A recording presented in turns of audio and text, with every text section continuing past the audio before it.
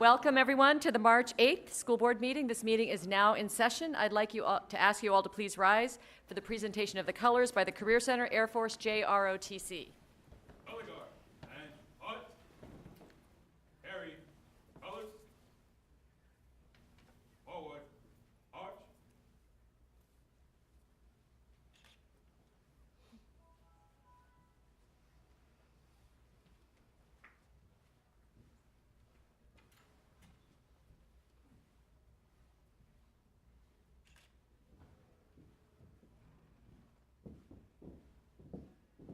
Color guard. Halt.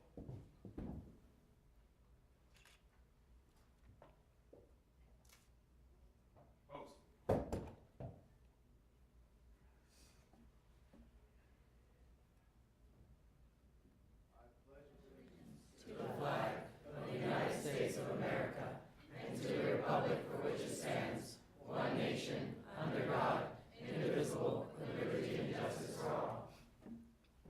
Center, ace.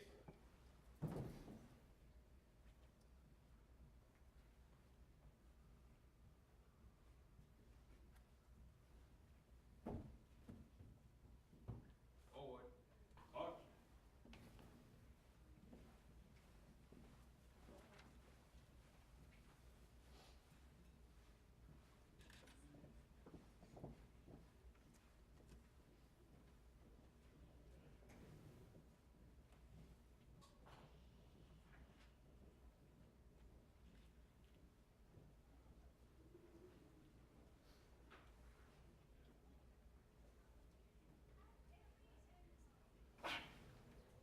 Please be seated.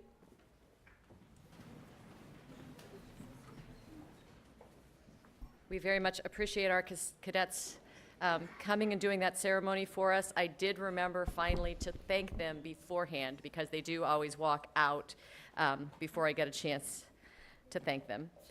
We have 2 recognitions tonight. It's going to be a really wonderful evening. I'm first very pleased to introduce Pam Farrell, our Supervisor of Visual and Performing Arts. And our first recognition is Arts in the Schools Month. I'd like to invite my board colleagues to join me at the pews out there so that we can watch the performance.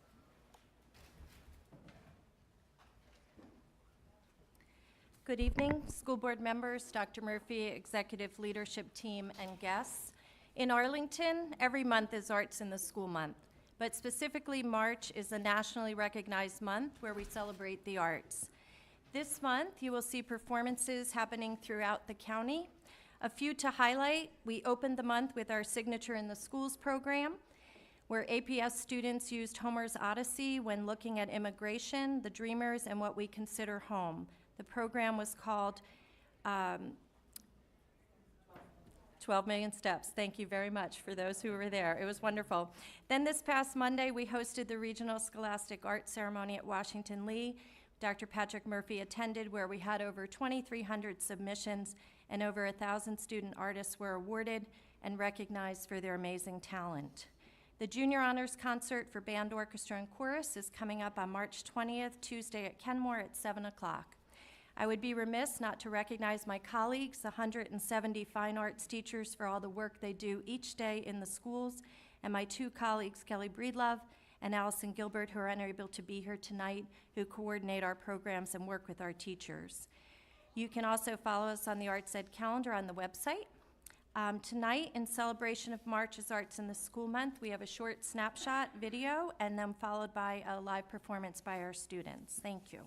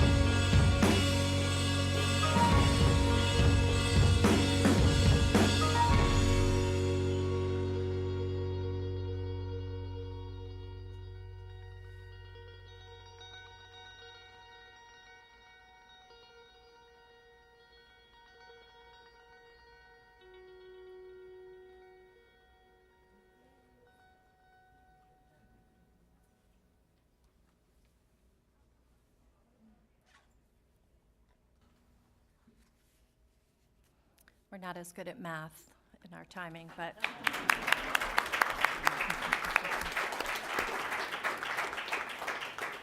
So I just want to thank you all for your support, not just this month, but all year long. I have the honor now of introducing our jazz ensemble from Yorktown High School under the direction of Mr. Brian Bursch. And I would also like to recognize Bridget Loff, the principal of Yorktown, who's here with us this evening. Welcome, Mr. Bursch.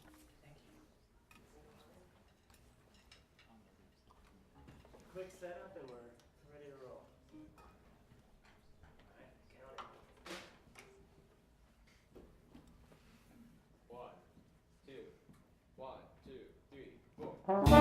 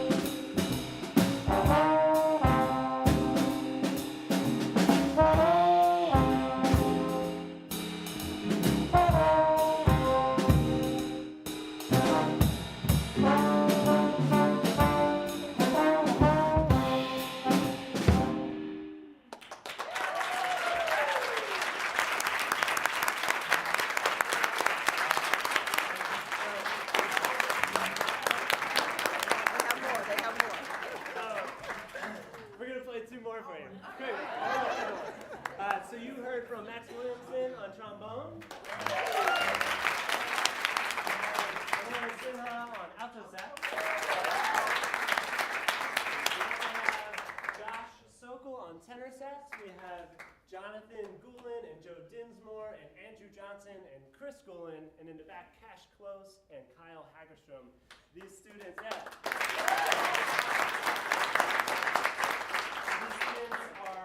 it's about a third of the Yorktown Big Band Jazz Ensemble, and they're also members of the concert band and the symphonic band and the orchestra. There's members who have gone through the entire APS system. We have grades 9 through 12 represented on stage. Guys who initially got started playing in the APS Pyramid concerts and getting inspired through our junior honors band, and now participating in music making at its highest level through improvisation. So 2 more tunes for you this evening. Thank you so much for being such a receptive audience. And you guys can take it from here. 1, 2, 4.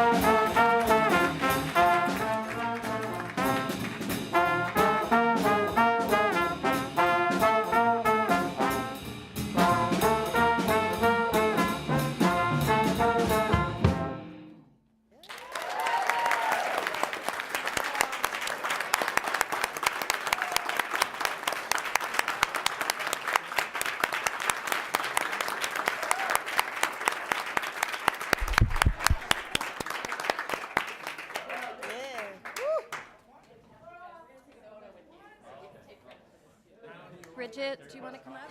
Get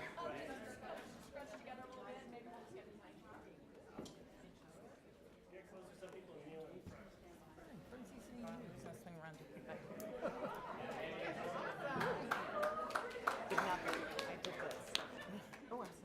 Squeeze in somehow.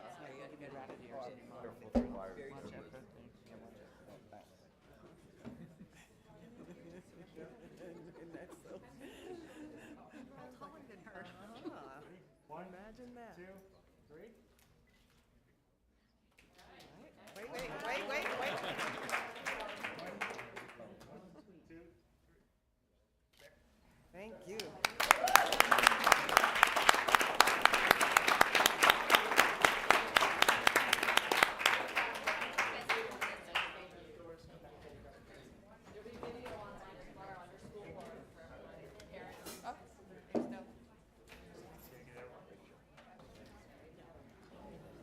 Couldn't we just carry on, not have the board meeting? I'm in a happy place right now.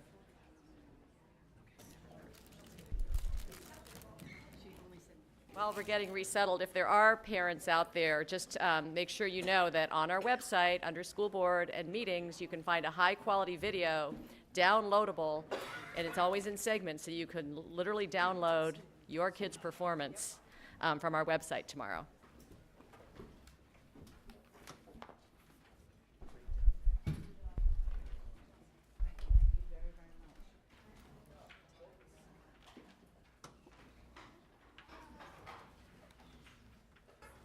We start every meeting this way? Ms. Gant wants to do it, yeah. We have enough jazz ensembles that we could actually do the rest of the year, I think. Think about it. Yeah. Okay, we have another wonderful event this evening. I'm very pleased to introduce our County Treasurer, Carla De La Pava, and she is going to present our decal competition. Ms. De La Pava, welcome to the school board. Thank you very much. Madam Chair, school board members, I hate going after presentations like the one we just had. That doesn't work well. I'm here to talk to you about the 14th annual decal competition. I love this presentation, and I've said it a million times, and it's because it brings together the arts, local government, and our teens. So I think that's a great collaboration. The decal is actually a compliance mechanism for the Commissioner of Revenue and for the Treasurer for vehicle taxes. Vehicle taxes and decal fees bring in to the county $80 million a year. So, and as you well know, almost half of that goes to schools. So it's a really important tool. Also because compliance is at the heart of fair taxation. So I think that's why I love this competition, and I love what the decal stands for. The way the competition works is we ask high school students who either live in or go to school in Arlington to submit their art to be on the decal. Normally, what we ask them to do is do some sort of art submission that represents Arlington to them. This year, we expanded it just a little bit. This year is going to be the 100th anniversary of America and Arlington's participation in World War I. And so the World War I Commission asked us if we could also include in the students' work things that might represent to them Arlington's kind of commitment to World War I. So we did that. They're allowed to have any medium. It can be a photograph. It has been computer-aided design. It can be drawings. It can be anything that you can take a picture of and depict on a decal. This year, there were 191 submissions. We get incredible support from Arlington Public Schools and Pam Farrell and Bishop O'Connell. We get just a ton of support from teachers in the schools. Many teachers have actually made it part of their curriculum. And the work is stunning, and you'd be so proud of the high-quality work that is submitted here. And in fact, we had 70 submissions from Yorktown High School that were shepherded by Alan Beeland, who is a teacher there. Gina Davidson and Susie Britton from Wakefield, their students submitted 68 of the 191. Bishop O'Connell students submitted 35 pieces. Their teachers were Trent Jones and Joe Cravella. Washington and Lee had 9 students that actually independently submitted artwork for this competition. The Career Center, John Woodhead, had 7 students submit, and for the first time, we had New Directions submitted 2 pieces of art with Teresa Giglino. So I was really pleased to see such a wide variety or a large segment of the schools participating. You might wonder how it is we go from 191 submissions to 4 finalists. And I will tell you that it is very hard work. And it is the work of 30 active citizens. They're very active in Arlington County, I can tell you that much. They donate 2 hours of their time on the first weekend in December. And they come together and they vote on all these submissions. And somehow during this 2-hour time span, we managed to come up with 4 finalists. If anybody ever wants to be part of that citizen panel, all they have to do is call the treasurer's office and say, I want to know more about the citizens panel, and we will welcome them with open arms.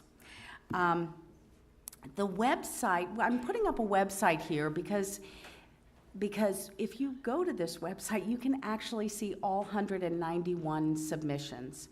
And I just want to say, just a little shout out here. We talk a lot about the Final Four, but the truth of the matter is that more than just the Final Four get honored. Our libraries this year are having a reception for students and their families that submitted art about the libraries. Our county is using artwork from the decal competition on their budget publication and whatnot. And so it is open, this art is open for use by Arlington Public Schools as well, in case anybody wants to look through it and find something that they like. We did come up with 4 finalists this year. There were no ties. We did the job we were supposed to at the citizens panel. There are 3 photographs and 1 beautiful pastel drawing. It is quite an accomplishment for these 4 finalists. And they get, the 3 finalists get $500 each, and the winner gets $750, all generously contributed by the Arlington Community Federal Credit Union.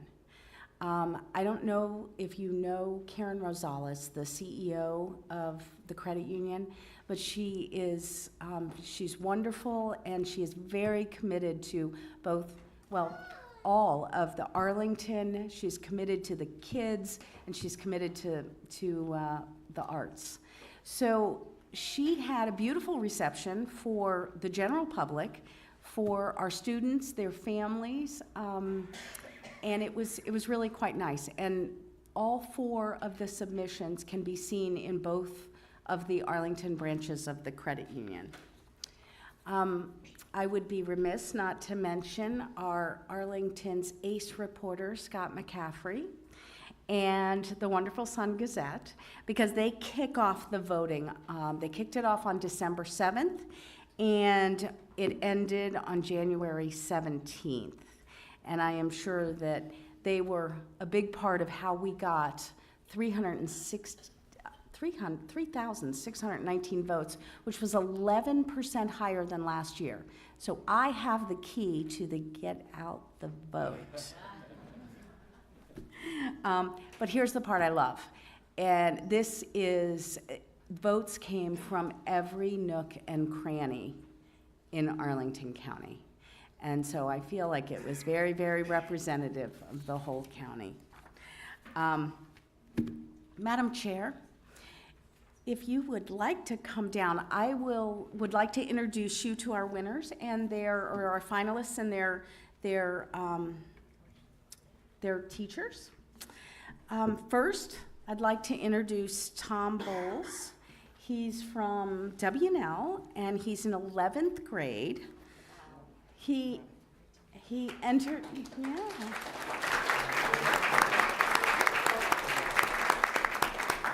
He entered the contest on his own. His work is entitled Arlington is a Goalpost.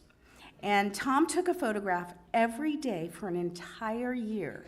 And when he heard about the contest, he went back through his photos to find the one that truly represented Arlington to him. Tom took this photograph at Gravelly Point, and he wrote, and this is a quote, "Arlington is like a goalpost, supporting individuals and lifting them up high."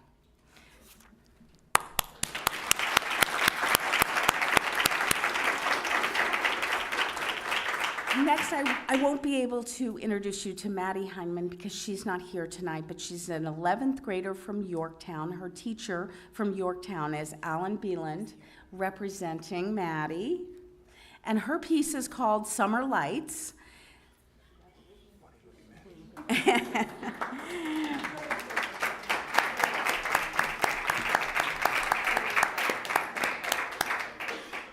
Maddie's photograph captures the happiness and joy that comes from the annual Arlington County Fair, which I would have to agree with. Next, we have Amy Cohan. Amy?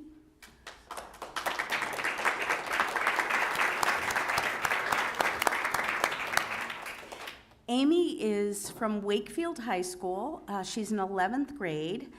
Her teacher is Gina Davidson.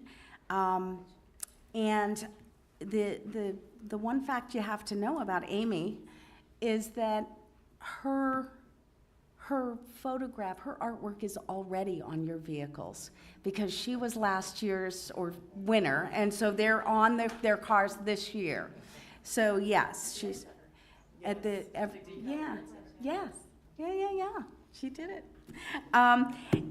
Amy's work is entitled Honoring Our Arlington Heroes. She wanted to pay tribute to Arlington's participation in World War I.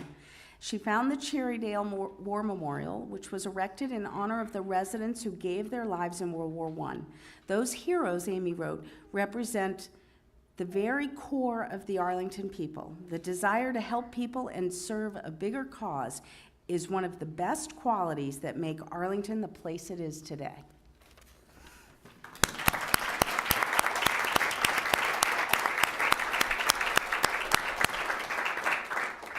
And finally, I'd like you to meet our winner this year, Skylar Workmaster.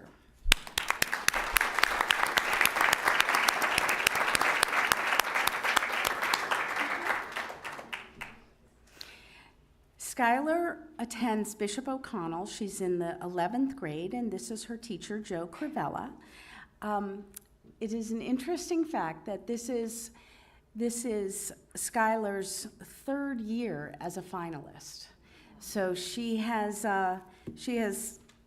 submitted, and her perseverance got her to the winning spot this year. So her artwork is called The Arlington Skyline and Potomac River. Skylar used soft pastels to draw the beautiful scene that she says fuses both the nature and city aspect of Arlington. She wrote that her piece represents how different parts of Arlington come together to form one community.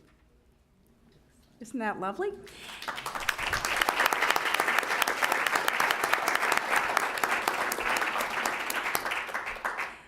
And Ms. Cannonen, I would like to present you this, and I hope as you see it, it represents your year as chairman and all the wonderful art that is in Arlington County. Thank you so much. So, and that's the end, but can we take some pictures? Take a photo, you Okay. and all the teachers, and school board, Dr. Murphy. And you guys definitely in the center, right?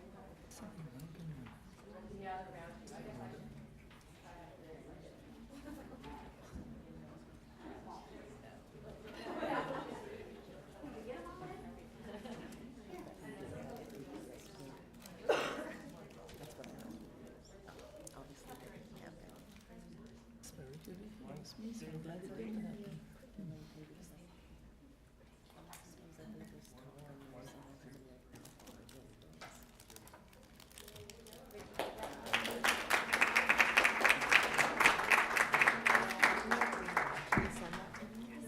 Yes, I will.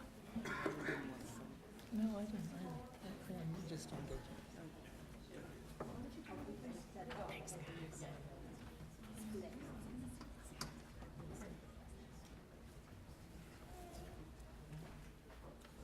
Yeah, if you need any of those graphics, you just let me know.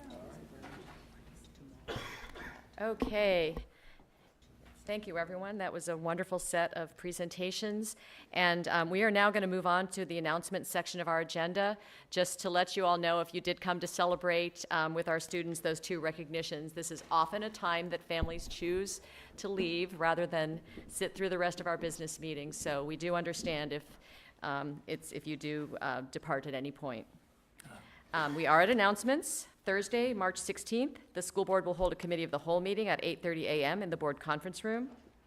Board colleagues, do you have any announcements?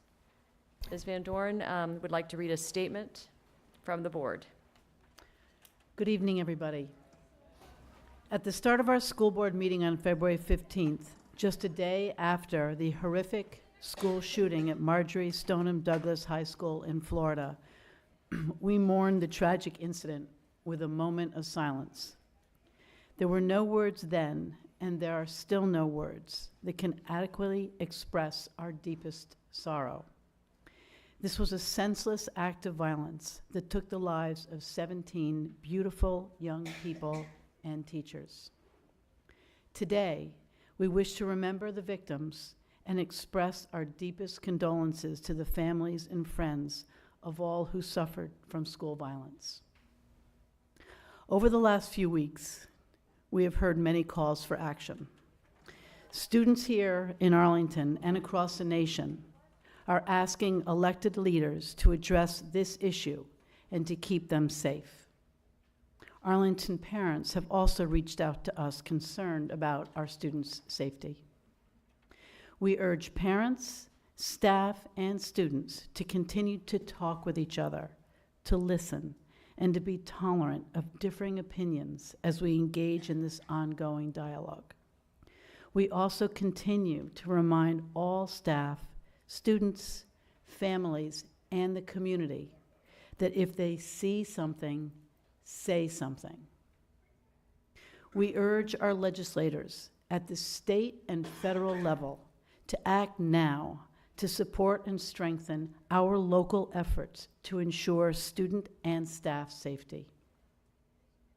We urge state and federal government leaders to move quickly to pass legislation that more effectively regulates access to firearms and expands resources for mental health support and treatment.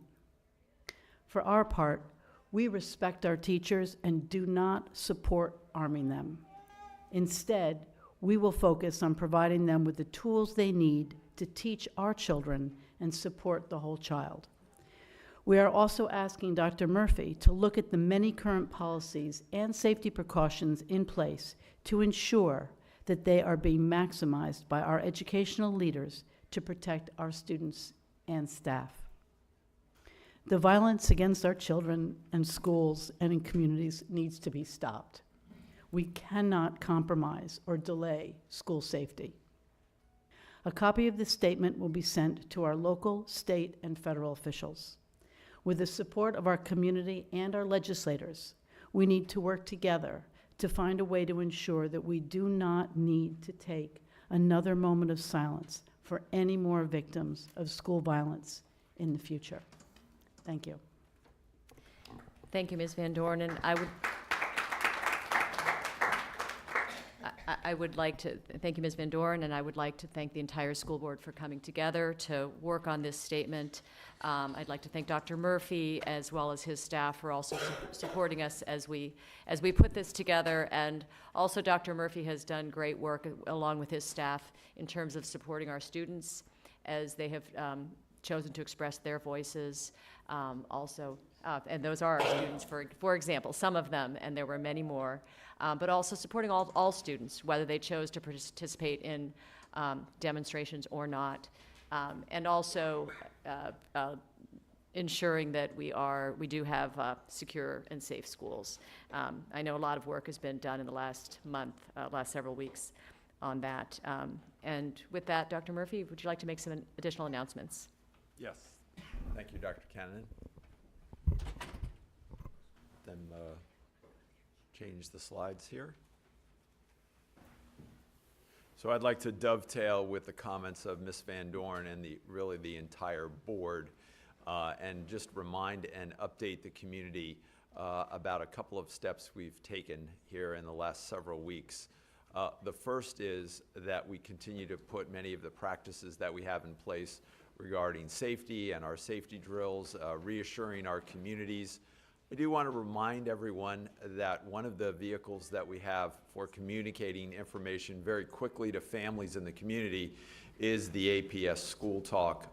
So when events happen, when we need to update our community, look for APS School Talk. If that's something you're not signed up for, we just want to remind folks that you can sign up for that and you can get messages either school-based or division-wide, however you elect to receive them. We've also worked very closely with the Arlington County Police Department and many of the other agencies in making sure that our schools are safe. And so we'll continue to take those measures as we move forward. And I think one of the messages I know Ms. Van Dorn made mention is, if you see something, say something.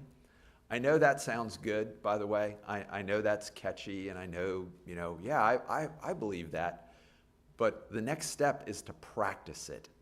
And so I know that there's the fear out there of possible retaliation, or there's the fear of something happening.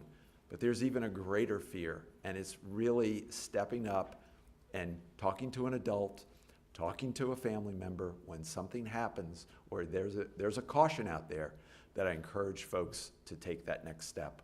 So it's really putting our belief into practice and taking that next step that I really see that all of us have that responsibility ultimately to do. So I want to reinforce that. By the way, I've had many examples of students doing that, so I want to applaud the students and the families who've done that. I think that's been excellent.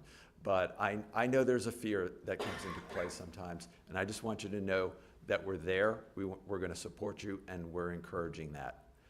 Now, we have another date that's coming up on March the 14th, and I want to thank our high school and middle school principals that have put a support system in place. Should students elect that they want to participate in the event on March the 14th, and that starts at 10 a.m. Eastern Standard Time, we have support systems that allow students to be part of that demonstration. Other students may not elect. It's a choice issue. And so if those students want to remain in class and continue with their lessons, that's fine. But we felt that because it was such a strong message, we wanted to be able to support students in whatever choice that they made. And our administrators have practices in place so that they make sure that during that approximate 17 minutes of the demonstration that students will be monitored and they'll be in a safe environment. So I wanted to share both of those with our community. And by the way, safety is an ongoing thing that we are going to continue to need to be part of our regular diet. So parents, please, if you see things or there are concerns that you have, please be contacting your principals or contacting us about those, and we will address them very, very quickly. Also want to talk about something that's sponsored by the Arlington Ready Coalition, and it's inviting parents and teens to start the conversation around substance abuse. And this event is going to be held on March the 15th from 6 to 8 p.m. there at Kenmore Middle School. And I'm really encouraging all folks to come out to this. This is something for everyone. There's going to be panelists that are going to be talking about some of our APS counseling team. There's also, you're going to learn and practice how to have sometimes some of those meaningful but difficult conversations about substance abuse. And so we hope to see you out there. You can register online at the partnership website, and it's right there up on the slide. We also want you to know that our student services staff, along with our school and community staff, has really been developing a lot of tools to share with parents and with students and our staff about substance abuse. So we've been recently pushing out some snapshots or some short PSAs about different aspects of substance abuse and counseling. And so look for those. I know we just pushed out one here recently, or are about to push one out about juuling, and I know there's a lot of things that I learned about that I did not necessarily know as an adult about juuling. So these are very informative, I think, not only for our staff and for our students, but also for our parents. Look for more resources to be forthcoming, and I do want to thank our student services and our substance abuse counselors for the work that they've done in this area. Well, I want to congratulate our boys basketball team at Wakefield High School. They had a tremendous season this year. They were the Northern Region Division 5C champs, and they also played this evening down in Richmond in the state finals. And it was, as they say, a barn burner, but let's give them a big hand for their accomplishment.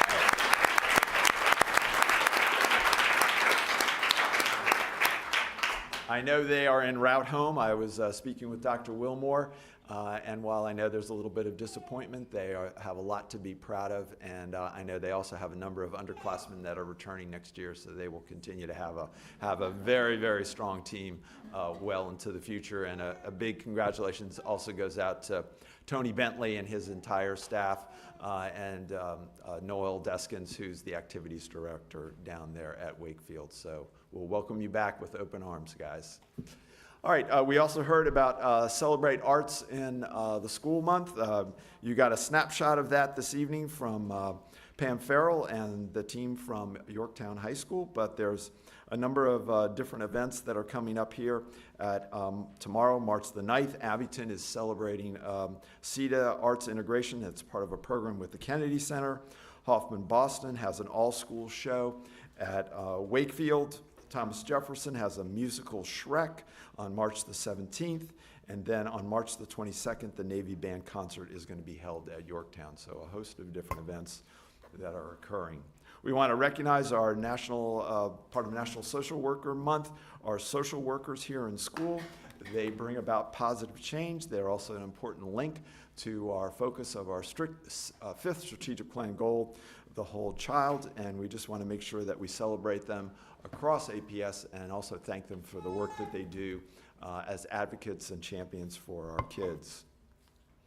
We are in the midst of budget season, and we've got 2 budget work sessions coming up here on March the 13th and 15th, and those will be here in the Ed Center. We are also going to be streaming those, so if you can't make it out to the session, you can watch it or see it streamed. We also have the public hearing at the March 22nd on the superintendent's proposed budget. There's a work session on April the 3rd, and then the board takes action for its proposed budget on April the 5th with the final adoption on May the 5th. So you can follow along, also refer to Engage. There's a series of also questions that I know the board is asking that will progressively post those, so you can follow along and kind of stay abreast of what's happening with where we are with the budget. I've collapsed a host of information here about our pre-K registration for primary Montessori and Virginia preschool. And you can either apply at documents that are available at our SciFac Education Center, and that is at 2100 Washington Boulevard, or you can stop by your school and pick up those forms and then drop them off there at the SciFac Ed Center. We also have elementary option forms are available online, and that goes through Monday, the April 16th. And we've also posted, as of March 1, our summer school registration catalog, so encourage families to take a quick look at that. Just a reminder that the Ed Center, as you know it, and many of the offices that are housed here are going to be transitioning to 2110 Washington Boulevard. And there is kind of the schedule that lays out kind of a couple important dates you should be aware of. April 19th will be the last school board meeting here from the Ed Center. And then right now, May the 3rd will be the first school board meeting at the new Syphex Center there on Washington Boulevard. By the way, we are on timeline, so it looks like things are going to be progressing as planned. And those are just all the different various transition points that we have that are coming up. Well, I know the weather can't decide what it's going to do, but one of the things that we want to continue to do is encourage you to practice some of those wellness techniques to ensure that you can come and go and arrive to school each and every day. So again, I think one of the best is to wash your hands and cover up, and if you're not feeling well, some of the best advice is probably to stay home and rest up and recover. Reminder that we spring forward. It's hard to believe here on Saturday night, March the 10th. So it's probably going to be a little bit darker than we're used to in the morning. So make an adjustment. The plus side of that is it's going to be lighter a little bit longer in the evening. So talk with your children about their plans, how they adjust, and as they travel out in the morning, especially since it's going to be a little bit darker than it's been recently here. And then finally, we've got the APS Middle School Boys Conference that's going to be coming up here on Saturday. It's going to be hosted by the Career Center, and it kicks off at 8 a.m. So thank you to the many staff that are a part of that, and we'll probably have over 200 young men at the middle school level who will be coming out and participating. We have a little short video here I'm going to kind of lead into that talks about the theme of the conference.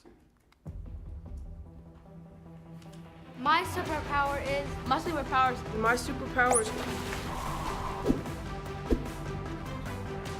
superpower is math. reading and writing science fiction. Smart, making honor roll. Strength. Brave. Science. Reading. Coding. Keeping my community clean. Yes, we can. Yes, we can.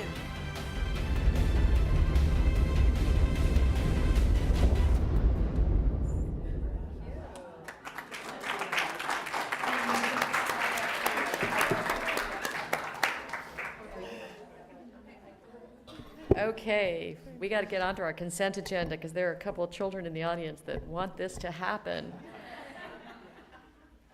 We are ready to act on our consent agenda. May I have a motion to adopt? So moved. Is there a second?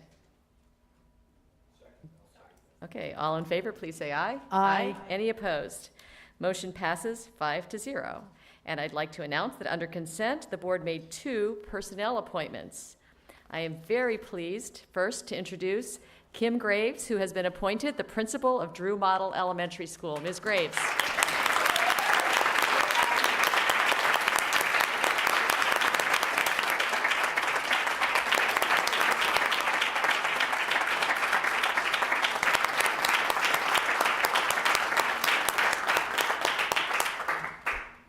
Ms. Graves has 20 years of experience in education as a teacher, assistant principal, and principal. For the last 5 years, she's served as principal of Hoffman Boston Elementary School. By implementing high-quality practices and programs such as STEM, Ms. Graves has transformed the culture, climate, and instruction at the school and has created a positive learning environment for all. Under her leadership, student achievement has increased, and Hoffman Boston has received the Virginia Distinguished Award of Excellence. Known as a leader who is willing to roll up her sleeves and do whatever is needed, Ms. Graves actively fosters community and family partnerships, which lead to greater student engagement. She is a passionate, thoughtful, and collaborative leader who truly believes that all children can learn. Congratulations, Kim. We look forward to your continued work in Arlington.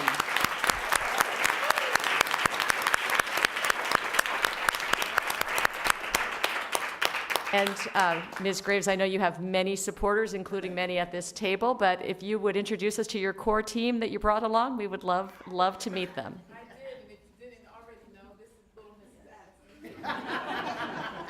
So she can say hi. This is my lovely son. Stand up, Alvin.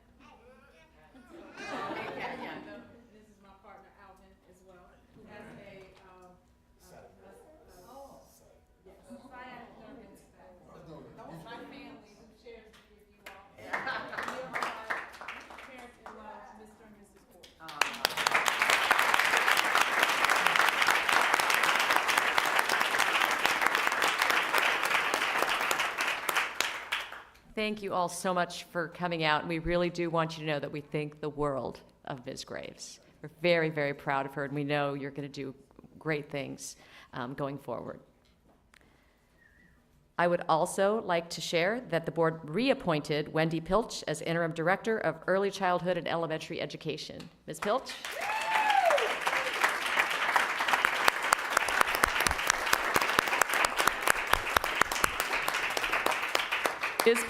Ms. Pilch has been with APS for 20 years, serving in positions that range from reading teacher to Title I supervisor.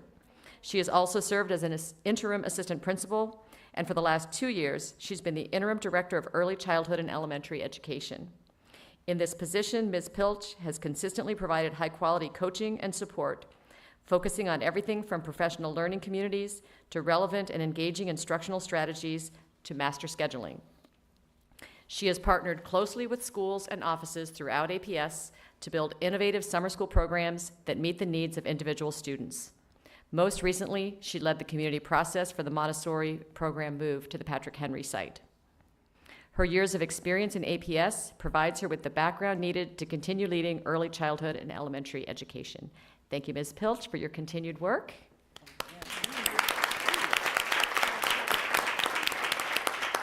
And I believe you brought some core supporters along as well. Can we meet them? I brought my daughter, Lily, who's in 6th grade at Swanson. Fantastic.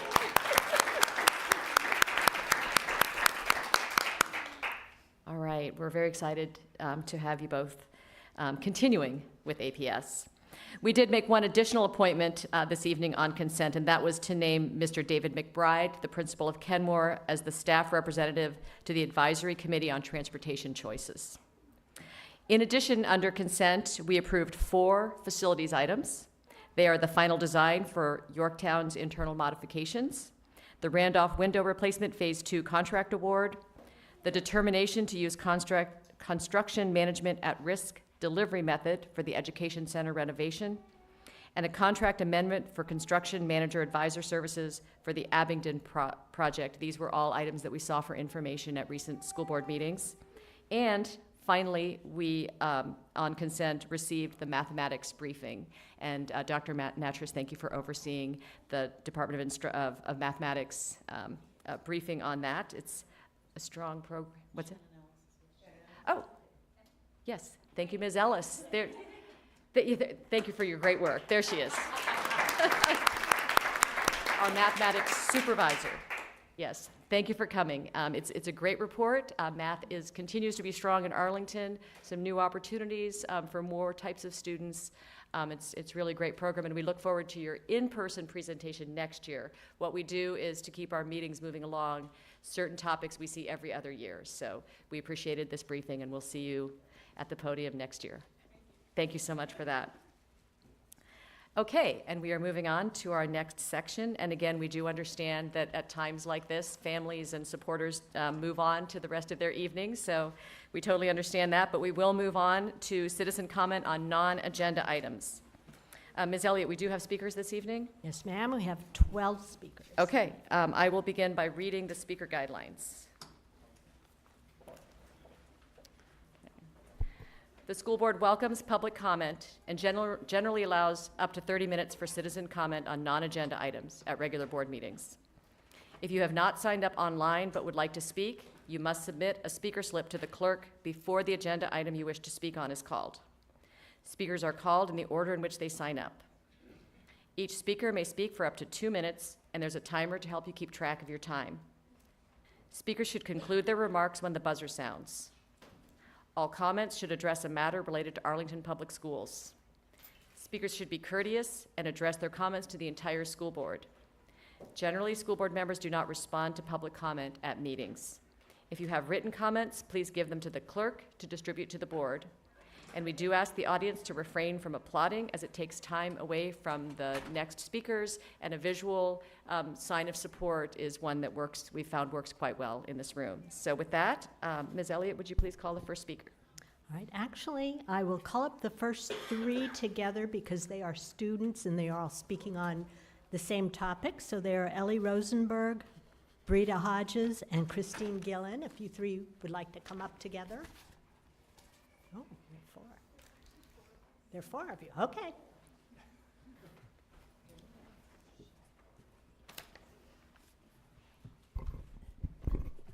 Good evening. My name is Brita Hodges, and I'm a 6th grader in Miss Chamorro's science class at Gunston Middle School. I'm participating in an environmental project competition together with 4 other 6th grade students. Lunch is a fun time for thousands of students at schools. According to the National Center for Education Statistics, there are over 98,000 public schools in the year 2013-2014. Imagine lots of children enjoying lunch at all these school cafeterias. It can be a lot of fun.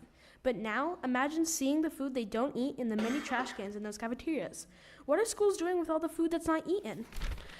It's just thrown into the trash cans and is ending up in landfills or incinerators. Well, what's wrong with burning food? When food is burned, it puts toxic gases into the air we breathe. Then, when it rains, those harmful chemicals go into our rivers and streams. So, we asked ourselves, what can we do about this? And we thought of the permaculture garden started by Mr. Paterno that we had worked on at school. Wouldn't it be great if we could compost that food that goes into the trash and add it to the permaculture garden? We would be helping in 2 ways. My name is Christine Gill, and I'm a student in Miss Chamorro's 6th grade science class at Gunston Middle School. I am here tonight to explain to you why my team members and I would like to start a composting program at our school. Gunston Middle School is part of the 4 Mile Run watershed, which is part of a bigger watershed called the Potomac River watershed, which is part of an even bigger watershed called the Chesapeake Bay watershed. As Eleanor Hodges, the executive director of Arlingtonians for a Clean Environment, shared with us, the biggest problem with 4 Mile Run is bacteria found in the water, which makes it so if you swim or go fishing, it can make you sick. Other pollutants in 4 Mile Run are litter, nitrates, and phosphates. So why do we want to start a composting program at our school? It's really simple. Because this program will help protect the 4 Mile Run watershed, which will also benefit the 2 large watersheds, the Potomac River and the Chesapeake Bay watersheds. Thank you. My name is Ellie Rosenberg, and I'm also a student in Miss Chamorro's science class at Gunston Middle School. Our solution to this waste problem is having students in the cafeteria place their unopened, clean, and unwanted food items in a container marked as share so that others can take it. We would also like to have students place their leftover foods in bins for composting. This would encourage more recycling at school as well, since students would have to sort out their foods to put the right ones in the composting bins. They would then sort out what is not compostable and recycle what can be recycled. The compostable foods would then go into drum composting turners where it can decompose. Once decomposed, it can be used as nutrient-rich soil for the Gunston Permaculture Garden, as well as other areas of the school grounds. The Permaculture Garden is a self-sustaining food forest, an outdoor teaching tool started by our tech ed teacher, Mr. Paterno, for the students at Gunston. Being handed out now is a summary of our proposal with some pictures of the compost turners we'd like to buy. We are asking for your permission to implement our composting project at our school. If we're successful, we would like to expand our composting program to all of APS. Hi, I'm Ava Figueredo. I'm also a 6th grade student in Miss Chamorro's science class at Gunston Middle School. Our compost program would benefit the environment in many ways. With composting, the students at Gunston will produce less trash. The less trash we produce, the less trash that ends up in the incinerators and landfills. The composting program will help educate students about waste and the environment overall. As mentioned by one of my classmates, it would also provide nutrient-rich soil for our permaculture garden at Gunston. Composting will decrease the amount of trash that has been taken from the schools to the incinerators and landfills, thus saving money for APS. According to Ms. Kathy Lynn, the Energy Manager and Stormwater Program Administration for Arlington Public Schools, our heaviest trash does come from the cafeterias. In conclusion, we believe that a composting program will greatly benefit our school. Over 310 students and staff members agreed with us, as shown in our petition to compost in Arlington. Thank you for your time. Technically, we're supposed to do the visual cue, but yeah, I applauded myself, so, yeah. Thank you all so much. And I do hope you'll submit your proposal to our Assistant Superintendent for Facilities. We've got it here, but let's make sure our, Mr. Chadwick gets a copy, right? Yes, okay. Excellent, thank you so much. Just so everyone knows, that was a group, so we didn't run the timer, but we will be running the timer on the adults. All right, our next speaker is Mr. Josh Folb. No.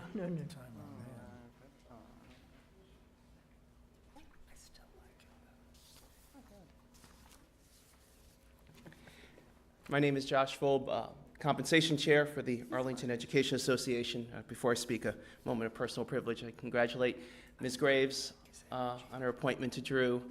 Their gain is Hoffman Boston's loss. So I come to you, I'm chair of the compensation committee, and I come to you with a few observations related to the budget. First, the budget you're going to be pondering over the next few weeks. There are some employees that will lose their jobs even as we expand enrollment growth. While this budget, which at times appears tone deaf, like on page 59, or mean-spirited towards staff who tutor on their lunch periods for no extra pay, that's on page 87, I and the 1,800 members of the Arlington Education Association are looking for assurances from this board that every employee who faces termination through no fault of their own will receive guaranteed placement for the first available position for which they qualify. The best thing for students is for APS to be able to recruit and retain high-quality staff. Knowing that APS takes care of its employees through good times and bad is a benefit money cannot buy.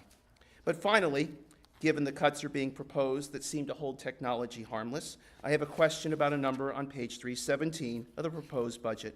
Middle of the way down, it shows $865,000 to support enrollment growth for devices.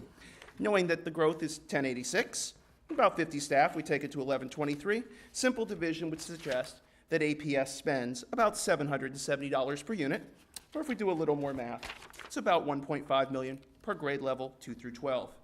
Am I right in my calculations? If so, or if not, could savings be found that can support the staff members who are the biggest determiner of student success? Thank you. All right, our next speaker is Anne Marie Douglas.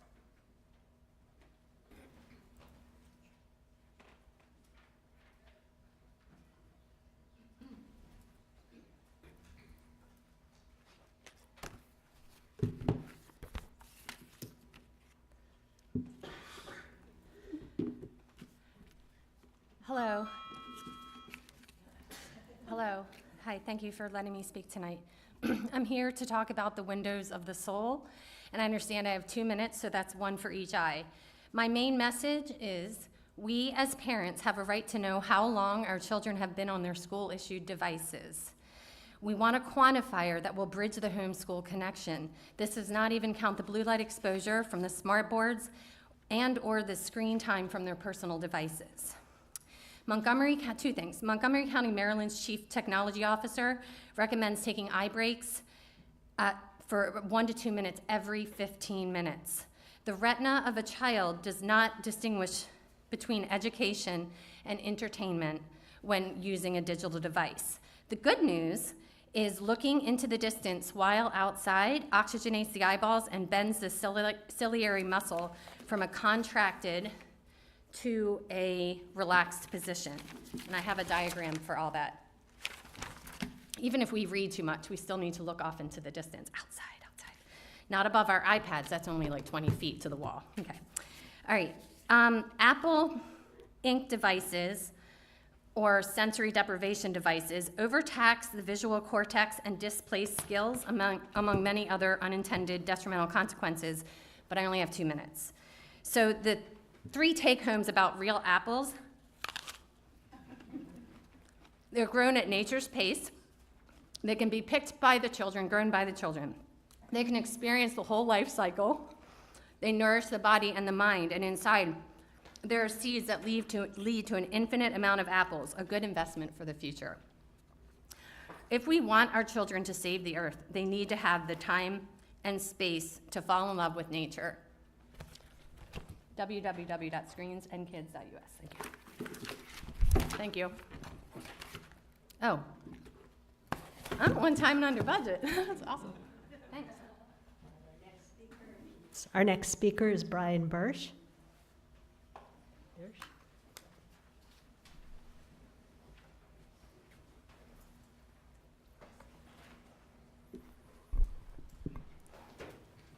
Hi, I wanted to take the opportunity while I was here tonight to speak a little bit about my experience with lead teachers in the county. I understand that the lead teacher position may be one of the ones being considered within the budget reductions. As a new teacher in the county, the lead teacher position was really responsible for structuring my professional learning community. I'm a band director, so there's only one of me at my school, but my associates, my colleagues I work closest with are the other band directors around the county, both at the middle school and the high school level. So having that opportunity to have structured professional development with my peers was really my lifeline toward understanding how to approach the curriculum, how to approach my administration, my students, my families I was working with.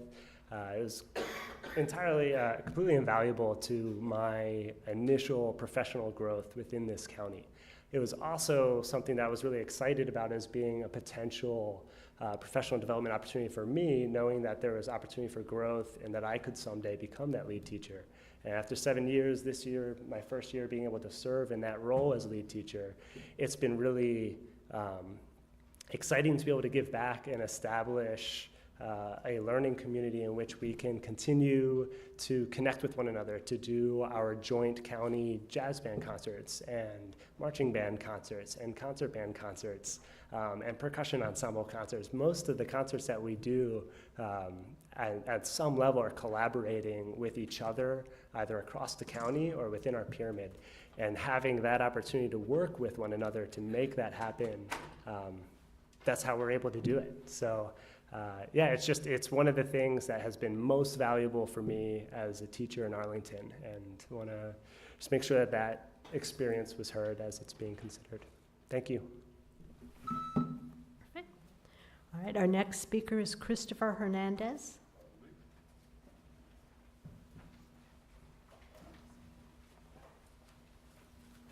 Evening, esteemed school board members, Dr. Murphy, Miss Elliott. I'm here to speak about the Elementary School Planning Initiative. There are concerns about the criteria, the timetable, and the data that's being collected and used to facilitate this initiative. What's the rush? We're seeing the new Reed School, one of the 3 new schools, will not open until 2021, 3 years down the line. It does not make sense to redraw the Northwest Quadrant based on, yes, I live in the Northwest Quadrant, on current enrollment and a 2018 walk zone study to prepare for school opening in 3 years.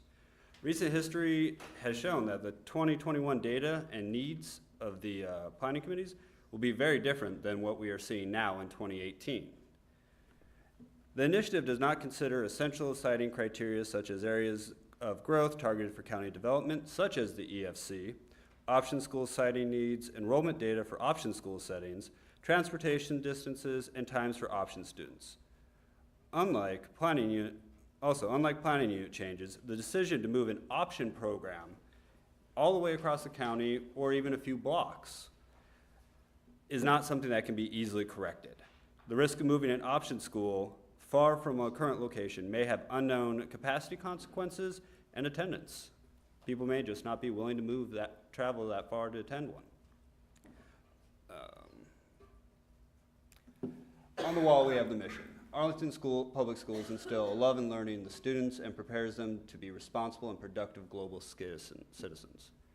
Our neighborhood schools, the current neighborhood schools, are instilling a love of learning in its students at that level and in that neighborhood, and it's providing a moral cohesion to our neighborhoods.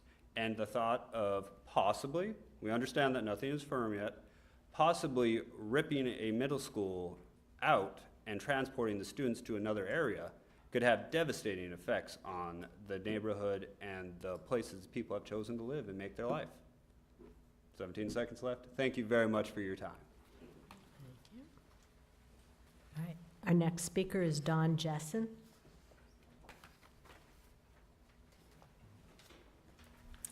Hello, I live in East Falls Church. My kids attend Tuckahoe, and I'm here to talk about the process for considering changing the sites of neighborhood and option schools. My first question is, what is the school board hoping to achieve or avoid in all of this? There's talk of strategically placing schools and cutting transportation costs, but thus far, no clear articulation of the goal. Given the impact on the community, this is disheartening. What's frustrating is, after reading all the materials online, I can't say for sure what is happening this spring. Staff is identifying a neighborhood school to house an option program, but is it also identifying which option program to convert to neighborhood schools? If not, how do you draw boundaries in the fall without knowing where all the neighborhood schools will be? And it's March. The staff will make its proposal in April, yet it's not clear what criteria beyond walk zones are being considered. This makes it all too impossible to meaningfully comment and is causing much angst. Practically speaking, all option programs won't fit in all neighborhood schools. What does that mean for the process next year to pick option program sites? Many parents pick option programs in part because of their location. What happens if, after boundaries are redrawn in the fall, a large number of option students don't want to move to a new location and they go back to their neighborhood schools? And how are those considering an option program to make a choice not knowing where it may be located in 3 years? What impact might these folks' choices have on enrollment numbers at neighborhood schools? While the county has made great strides in predicting enrollment on a countywide basis, predicting enrollment in one area of the county has proven much more difficult. And what happens to a school on a long 3-year path to closing? Does the uncertainty cause teachers and administrators to leave? Is there stability to support teaching and learning? I know you want to make a decision for the greater community benefit while balancing the negative consequences, but this process won't allow you to do that, so I urge you to put an end to it and go back to the drawing board. Our next speaker is Tia Alfred.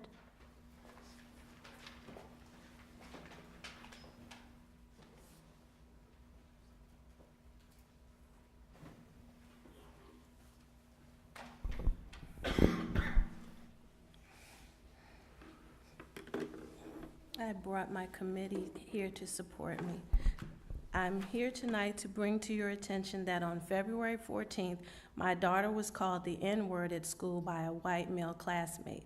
This took place at Williamsburg Middle School. And by the way, this was the same day as the mass school shooting that happened in Florida, and it totally rattled me. I'm especially bothered because my mother and I both went through the APS school system. She was even at the beginning of the integration phase, and yet neither of us experienced such a horrendous thing that my child, our third generation, had to endure in this school system. And the fact that what is listed under the APS mission statement, specifically the vision and core values, speak of being a diverse and inclusive school community, has further exacerbated my frustration. This is simply unacceptable behavior, especially in the year 2018, and given the current climate of our nation, something must be done immediately. That is something other than just simply giving the appearance of being something that we are not. It is time to actually genuinely provide safety and comfort for all students in our schools and truly be the diverse and inclusive school community that these APS statements tout in print. APS has to be careful not to take a step back in time, but instead be the progressive, forward-moving system it purports to be. I must state that the school administration has assured me that they have handled the situation on their end and issued appropriate consequences to the boy. But this is a much larger problem that needs to be addressed right now. Please hear me loud and clear when I request that some type of tolerance and sensitivity and/or cultural competence training be implemented in all of the schools. I'm already a part of a diversity and inclusion committee, and if there is any way that I can help with implementing a much-needed change, please let me know. I'll be more than happy to help out where I can. Thanks for your time. Thank you. Our next speaker is Gina Davis.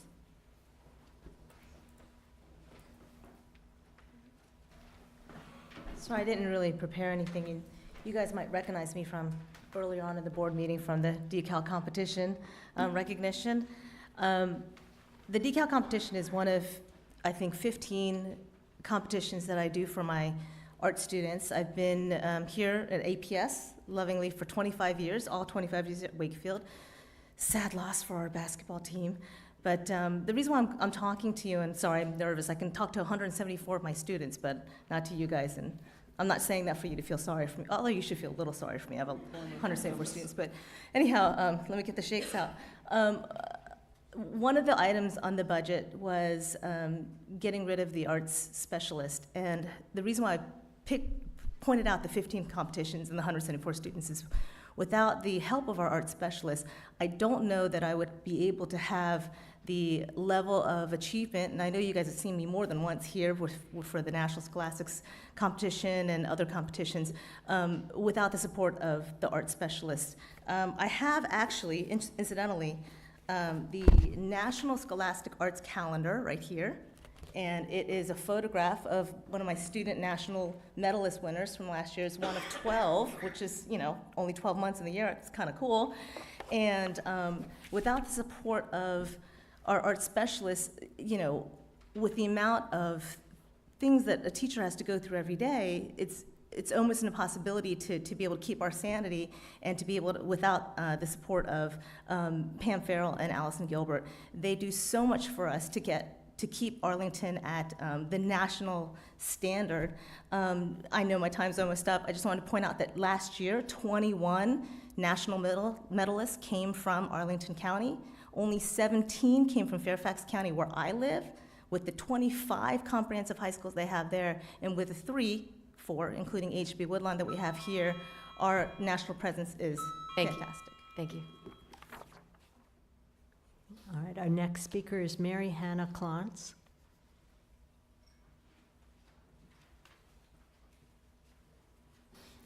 Good evening. I am a staff member here that teaches music. This is my 26th year in the county, and I have served at all levels, elementary, middle school, high school, and as the arts education specialist. So that's what I'm here to talk to you about tonight. Gina was talking about the support that the visual artists receive. That's actually through our arts coordinator. The arts specialist in present times and in my service is the one who specializes in music. So we have 3 professionals: the supervisor, her specialty being visual art, the specialist, that specialty being music, the coordinator, that specialty being visual art and theater and dance. So there are very important and specialized roles going on for each individual person. So some of the things that I did during my time as the specialist, which we would be doing without if we cut that position, are that I managed the honors band and orchestra and chorus for grades 4 through 8 that serves our gifted students. That's an immense amount of work, and I don't know how that could go on without the specialist supervising it. I assisted with the governor's school auditions, where we sent finalists from Arlington on to the state competitions. I researched the best and most effective teaching models and materials, including technology, to save us money and to provide the best materials possible to our staff members. I screened job applicants, an incredibly important task. Only someone with a specific curriculum knowledge can do that. And in fact, Brian Bursch was brought on through that process. The lead teachers he already spoke about, that supports us as staff members. Ultimately, that filters down to the students. So without that support system, we will not have we won't be able to retain highly qualified staff. We won't stay, and new people won't come, and our arts program will suffer. So I do urge you to consider fully supporting the arts education program. Thank you. And our final speaker on non-agenda is Mr. Chips Johnson.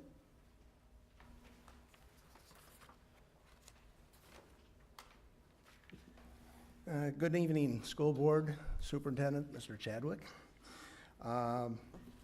The goal that you set at Reed School to plan, design, build, and outfit the elementary school at or under a fixed price is challenging.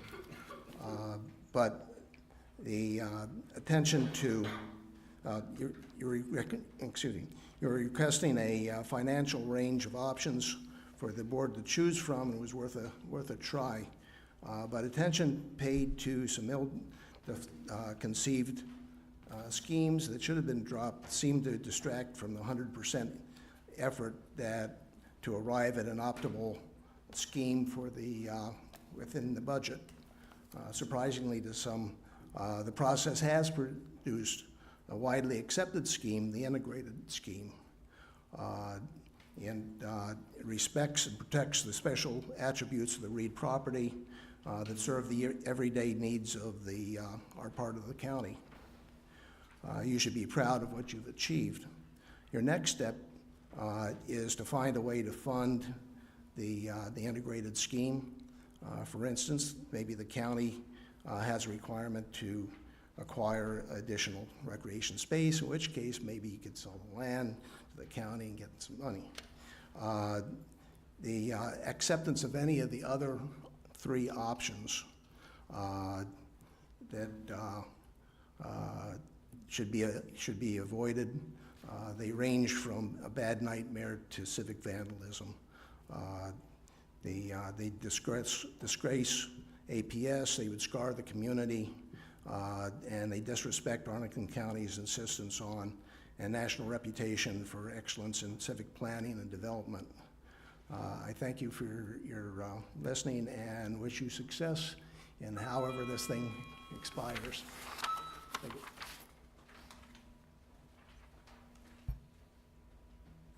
That was the final.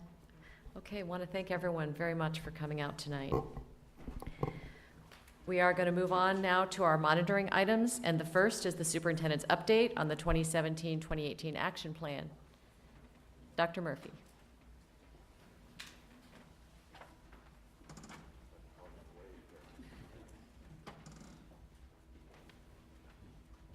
So Grady, I was wondering if you could do me a favor? Yes, thank you. I abruptly left there and didn't correct the chair.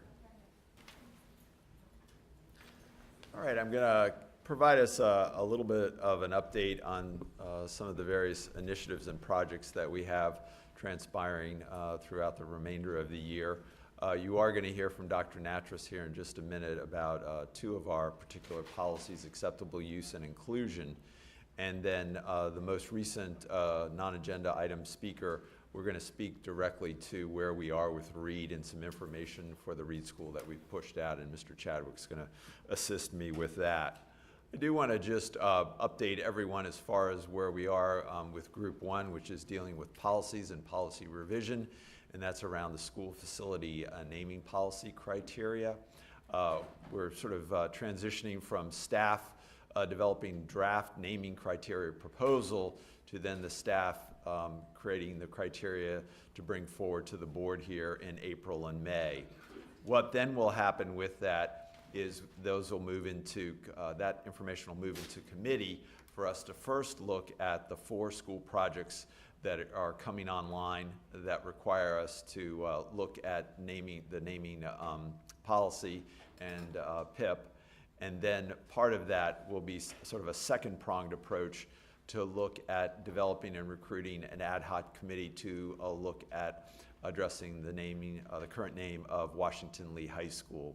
So I just want to remind everyone we have a number of schools that are opening in September or the fall of 2019, and so those schools will be the priority as we move forward, and then looking then at Washington Lee with the naming, addressing the naming there as well.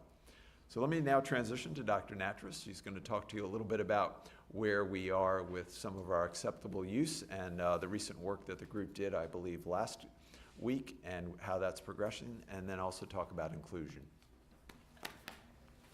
Thank you, Dr. Murphy. Good evening.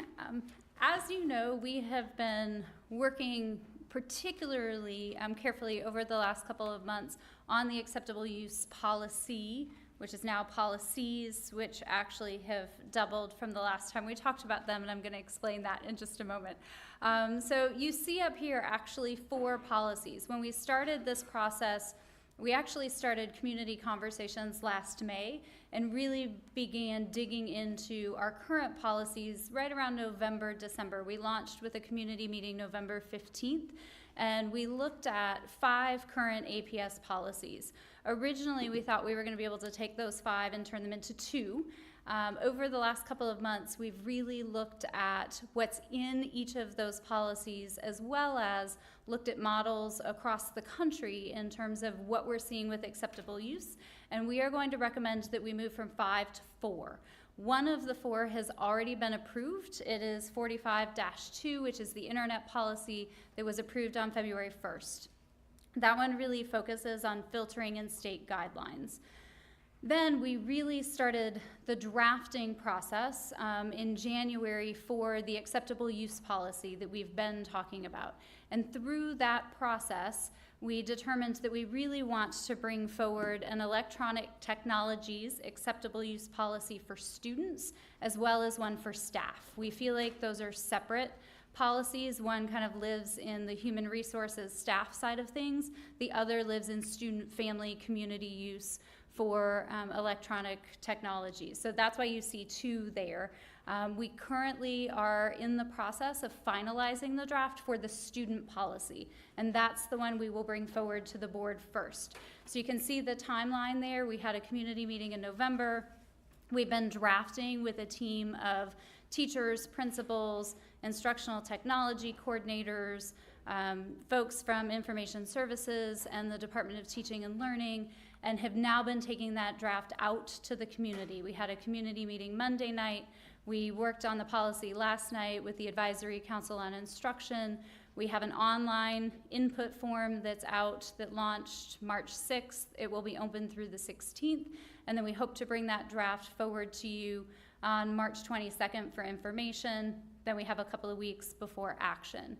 Then you see the other 2, the acceptable use for staff, and we anticipate bringing the drafting process of that in late spring, potentially bringing in late spring for info and action as well.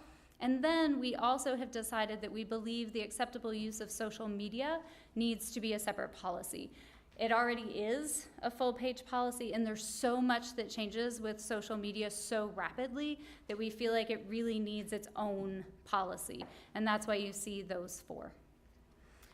The other policy work that we're really digging into that is also pretty extensive has to do with our work around inclusion. So as we look at the inclusion policy, we're doing a couple of different things. One is, you know, we are in the process of drafting the 2018 to 24 strategic plan. There are several elements that are in the draft of the plan related to inclusion. So when we think about inclusion universally and holistically, we believe we will find some elements of that in the mission, vision, core values, as well as within goals and strategies. So we want to have that work somewhat solidified, and we'll have that draft April 2nd. And then we will also start beginning to really look at policies related to inclusion that are much more specific in April. Take some of that work and do community engagement in June. We'd like to have some conversation before summer so that we can do some staff work over the summer and then bring information and action to the board in September and October of 2018. So those are our big policy pieces, and I'm going to turn things back to Dr. Murphy to talk about new schools and program moves. Thank you, Dr. Nattrass. So we've moved on to group number 2 now, and that's talking about new schools and program moves. And I just want to flip back and forth here initially between these 2 slides and just identify that we've broken this process into 2 parts. There's the phase 1 piece that leads us through the end of this school year, where the school board may take action, and that's really around the placement of the option schools, if that will come forward as a recommendation. Once that decision is made, or a plan possibly for that decision is made, then the second phase is really around the planning initiative of phase 2 kicking off in the fall, with whatever boundary adjustments are required as a result of bringing a number of new schools potentially online. So I want to speak to just a little bit about where we are with this phase 1 process. And while I know there's been an examination of some of the walk zones and also the how the various option schools and also neighborhood schools serve their various boundary areas, I do want to highlight and sort of state no decisions have been made. There have not been any decisions, and so I know that people are reading a lot of information. They may be drawing some conclusions, but I'd encourage folks to become involved in the process, and I know we've already had an opportunity for online input there for some of the considerations for the neighborhood and option school locations, and that's currently ongoing. We also are going to be reflecting back in task group work sessions coming up here later in March, what we've heard about the various walk zones. There's another component to this that I think we have to be mindful of, and that's why we are sort of doing the due diligence in looking at this. I think we need to be thinking about this as we are a growing school division. And while we may come forward, and I don't know how this is going to shake out with recommendations or not, I think we have to be prepared either to make these decisions in the short term or be prepared to look at them in the long run.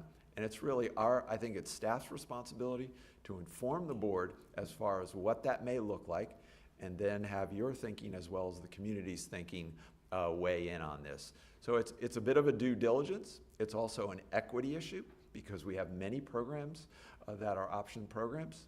They are under demand. People want to avail themselves to them. So is there an opportunity for us to look at potentially allowing more students to participate in some of those option programs? And I think that just speaks very clearly to what our values are and how we want to make sure that we provide opportunities for students. So my encouragement to all of those folks out there is to become involved, become a little bit knowledgeable, and also help us inform the process. Based on that, then phase 1 piece, we'll come back with the phase 2 and then move through some of the similar processes that we've used with both the high school and the middle school process as far as how we engage the community and then exercise those boundary moves.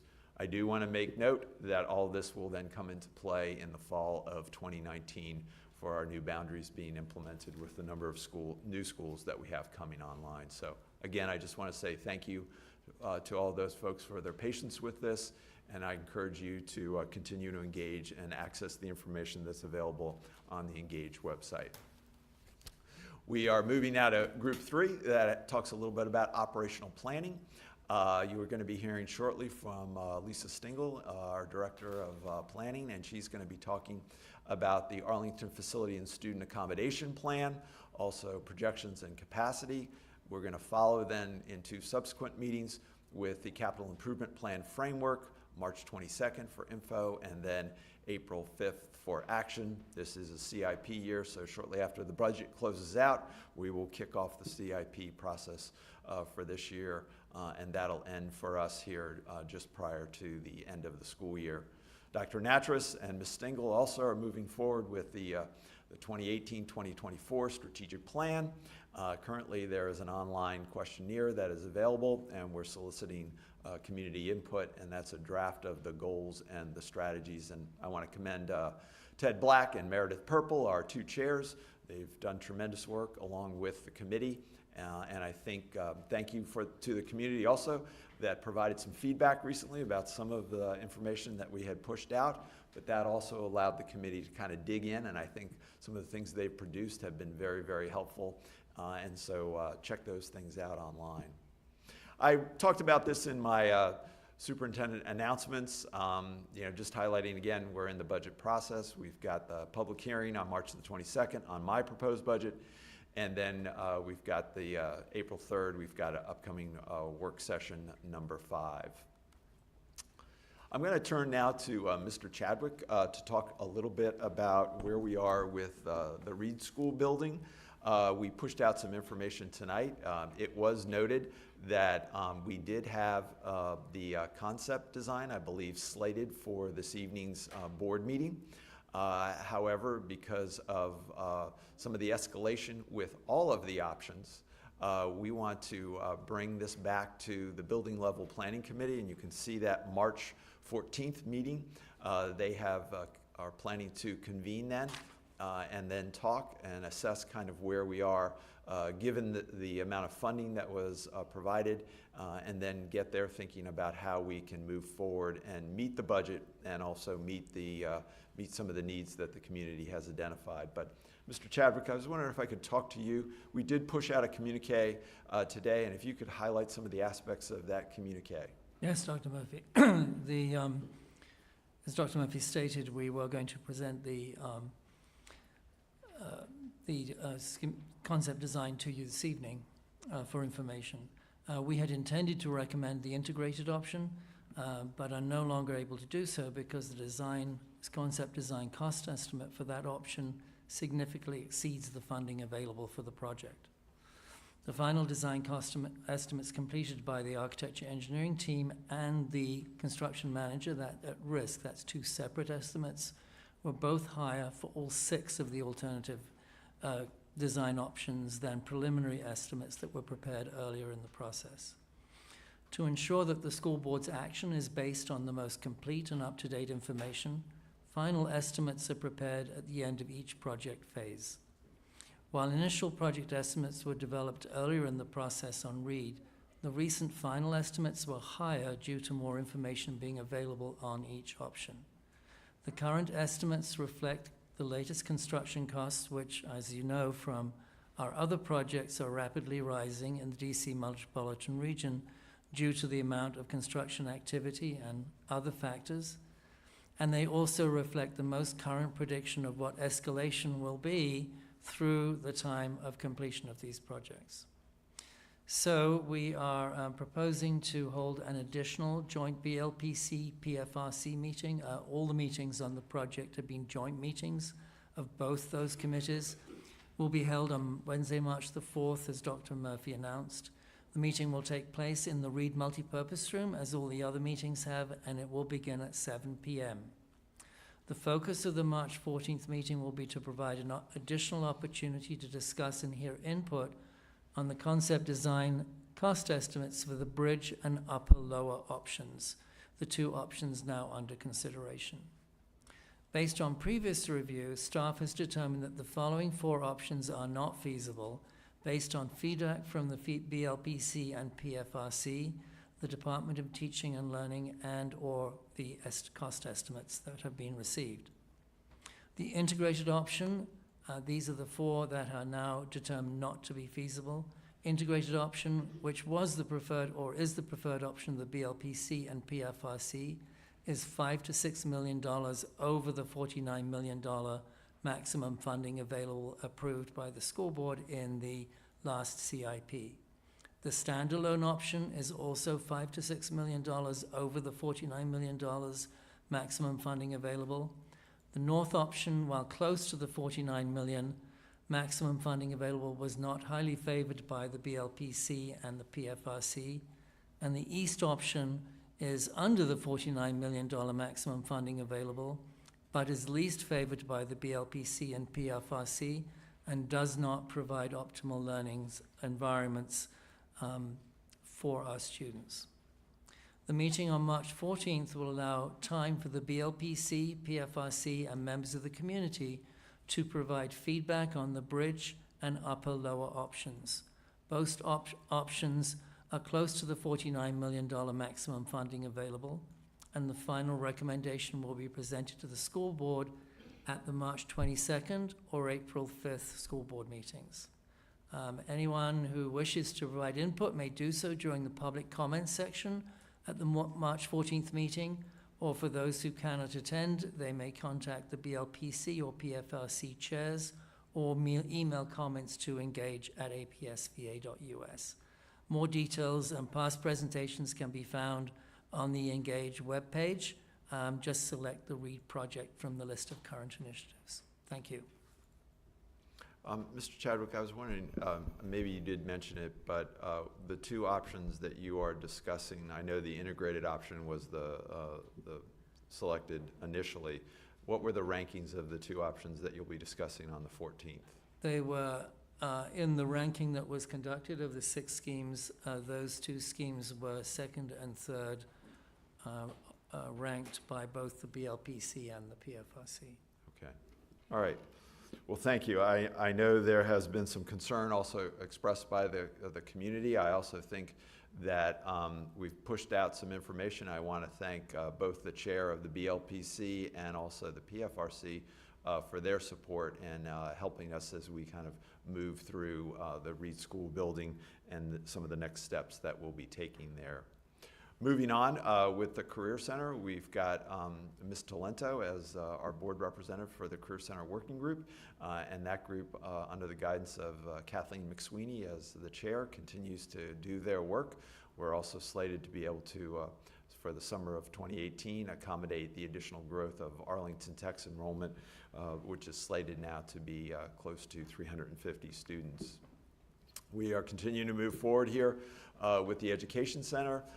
Most significantly, the architect will be selected here coming up in April, and then once the architect is selected, we will begin that building level planning committee process I think one of the pivot points, though, here is the result of the strategic plan and kind of guiding and defining the instructional program that will be here and how this space will be utilized. Just remind everyone that we continue to push information to engage. We also see this as a very helpful way if folks have questions or they want information, they can go to Engage, and I appreciate the planning staff and their work in turning a lot of that information around very quickly, and I think that's a very helpful resource for us. So I will stop there. That's quite a bit of information tonight, but I think... There may be one or two questions, but first let's check if we have speakers. No speakers. Okay. Board colleagues, questions and or comments? Mr. Goldstein. Thank you. Yeah, I have two, I think just two questions, one for Dr. Nattrass and one for Mr. Chadwick. Can you please help me understand the difference between what's going to be addressed in the acceptable use policies and what's going to be included in the evaluation that I believe we, when we did the closeout, the study that we funded through closeout funds back a month or so ago.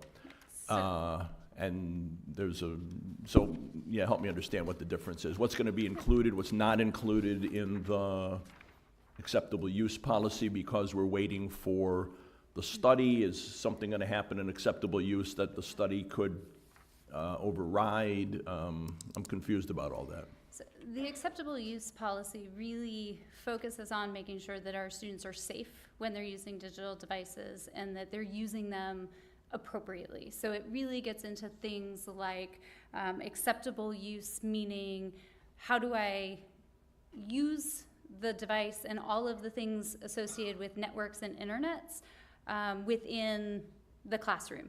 So it's things more along the lines of I will not take photos of people without their consent and post them when I'm in the classroom. So when I say acceptable use, it literally is how am I using that device? And so that policy gets into those types of uses in addition to things focused on discipline, care of device, shared ownership, as well as things like liability. So it's much more about big picture pieces. The things that we're looking at for the study for which we were funded really has to do with our current implementation of technology within the classroom. So how are we integrating technology? Are we using best practices within the classroom? When teachers and students are using devices, are we using them in a way that really enhances instruction and aligns with the 5 C's where students are creating and they're collaborating and they're communicating? Or are we doing things where students would have done something on a worksheet and now it's being replaced with the iPad? So those kinds of things that will come up in the study won't really directly impact what's in the acceptable use policy, because that has much more to do with kind of the overall guidelines for how those tools are used within the classroom. Okay, thank you. That was helpful. My second question is for John. The BLPC, the BLPC meeting that we're pulling together on March 14th. This is open to the public, correct? Correct. Okay, just wanted to make sure that that was the case, so any community members are welcome to attend. Yes, and there's time allocated for public comment. There is. Okay, and it's at the Reed facility? Yes, in the multipurpose room, 7 p.m., Wednesday, March 14th. Okay, thank you very much. Ms. Van Dorn? Yes, I just would like to make one comment, and that is that we are consistently having projects, capital projects that are coming in higher than we think, and I think we all have to absorb that. It's our economy. So I just want to put that out there because I know that we're trying very, very hard to be diligent, but we also have to build schools in an economy that's has increasing expenses. But I just wanted to comment on that. Dr. Murphy, I want to go to Arlington Tech because it's connected. We've talked about the fact that it's going to grow to 350 students at the Career Center. That is on track. Our commitment is maintained to that program, and it is funded in the budget you've proposed to us, correct? Right, and let me just provide a little update, which is actually maybe facilitate some conversation at homes. When we initially had the application process, there were, at the end of it, there were over 200 students, I think, that were interested. We recognize also that students apply for multiple choices with the different option programs that are out there. As a consequence of that, students elected to go to other programs or other options that they had selected. So we have reopened some of the options that are available, and Arlington Tech is one of them. So if families were thinking about that, I spoke with Ms. Chung actually today, and she's received some phone calls, but if families are thinking about that, there is the opportunity for students to pursue that, and we'd like to really, really encourage it. I just wanted to clarify that because I've gotten questions as people applied, and now this will be the third year, and we are growing the program, that people have invested their children's time and energy in the program, and they wanted to make sure that we're continuing to be behind that. And I wanted to just doubly clarify that for people, because it is, we've got those great first classes that are going to have wonderful pictures of the first kids in that program, and I wanted to make sure that we substantiated that we are fully behind that, as well as all the programs at the Career Center in their integrated work together. Right, and I'll just add, kind of painting a picture of what's happening. Many of us today attended an event at George Mason University here at Founder Hall, where we had many of our elected officials as well as many educators attending, talking about the future of education. And actually, they had a panel discussion where two of our Arlington Tech students served on the panel, and they talked a little bit about what their learning environment is and how it's really preparing them for the workforce. And so I think this is really part of the future. We also had the opportunity today to go to a partnership signing between Northern Virginia Community College and Marymount University that's creating a pipeline for students as they move from high school to a 2-year transition community college and then on to a 4-year institution. And one of the things they're talking about is cybersecurity. So Nova and Marymount just signed that agreement. I was there, as well as the superintendent from Alexandria City, and the public schools or K-12 education is part of that link and transition. So a lot of what happened is Arlington Tech is really about what's going to be happening in the future of education. Ms. Talento? I have a question regarding the update on Reed.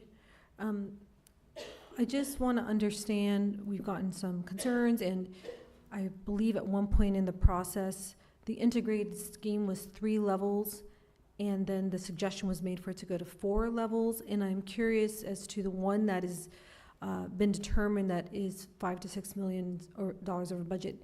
Is that the 4-level integrated scheme version? Yes, I have to explain here that design, particularly at this stage of a project, is an iterative process. It isn't all done in one day. And the design team has worked with staff and with the community to develop these different designs. When the architect looked further, examined further the 3-story scheme, he determined that it didn't meet all of our requirements for teaching and learning environments. Didn't include all of the spaces, it didn't include all of the program spaces that support the wonderful programs we have in Arlington, and it needed to go to 4 stories to do that. So it did increase in size a little bit. We, in the end, were able to bring that down so it was comparable to the same size as all the other buildings. So the difference between the 3-story scheme and the 4-story scheme is a matter of development of the design, making sure that everything was in it, and that's why we are where we are now. Mr. Goldstein had a follow-up. Yeah, thank you. I wanted to follow up on Nancy's question.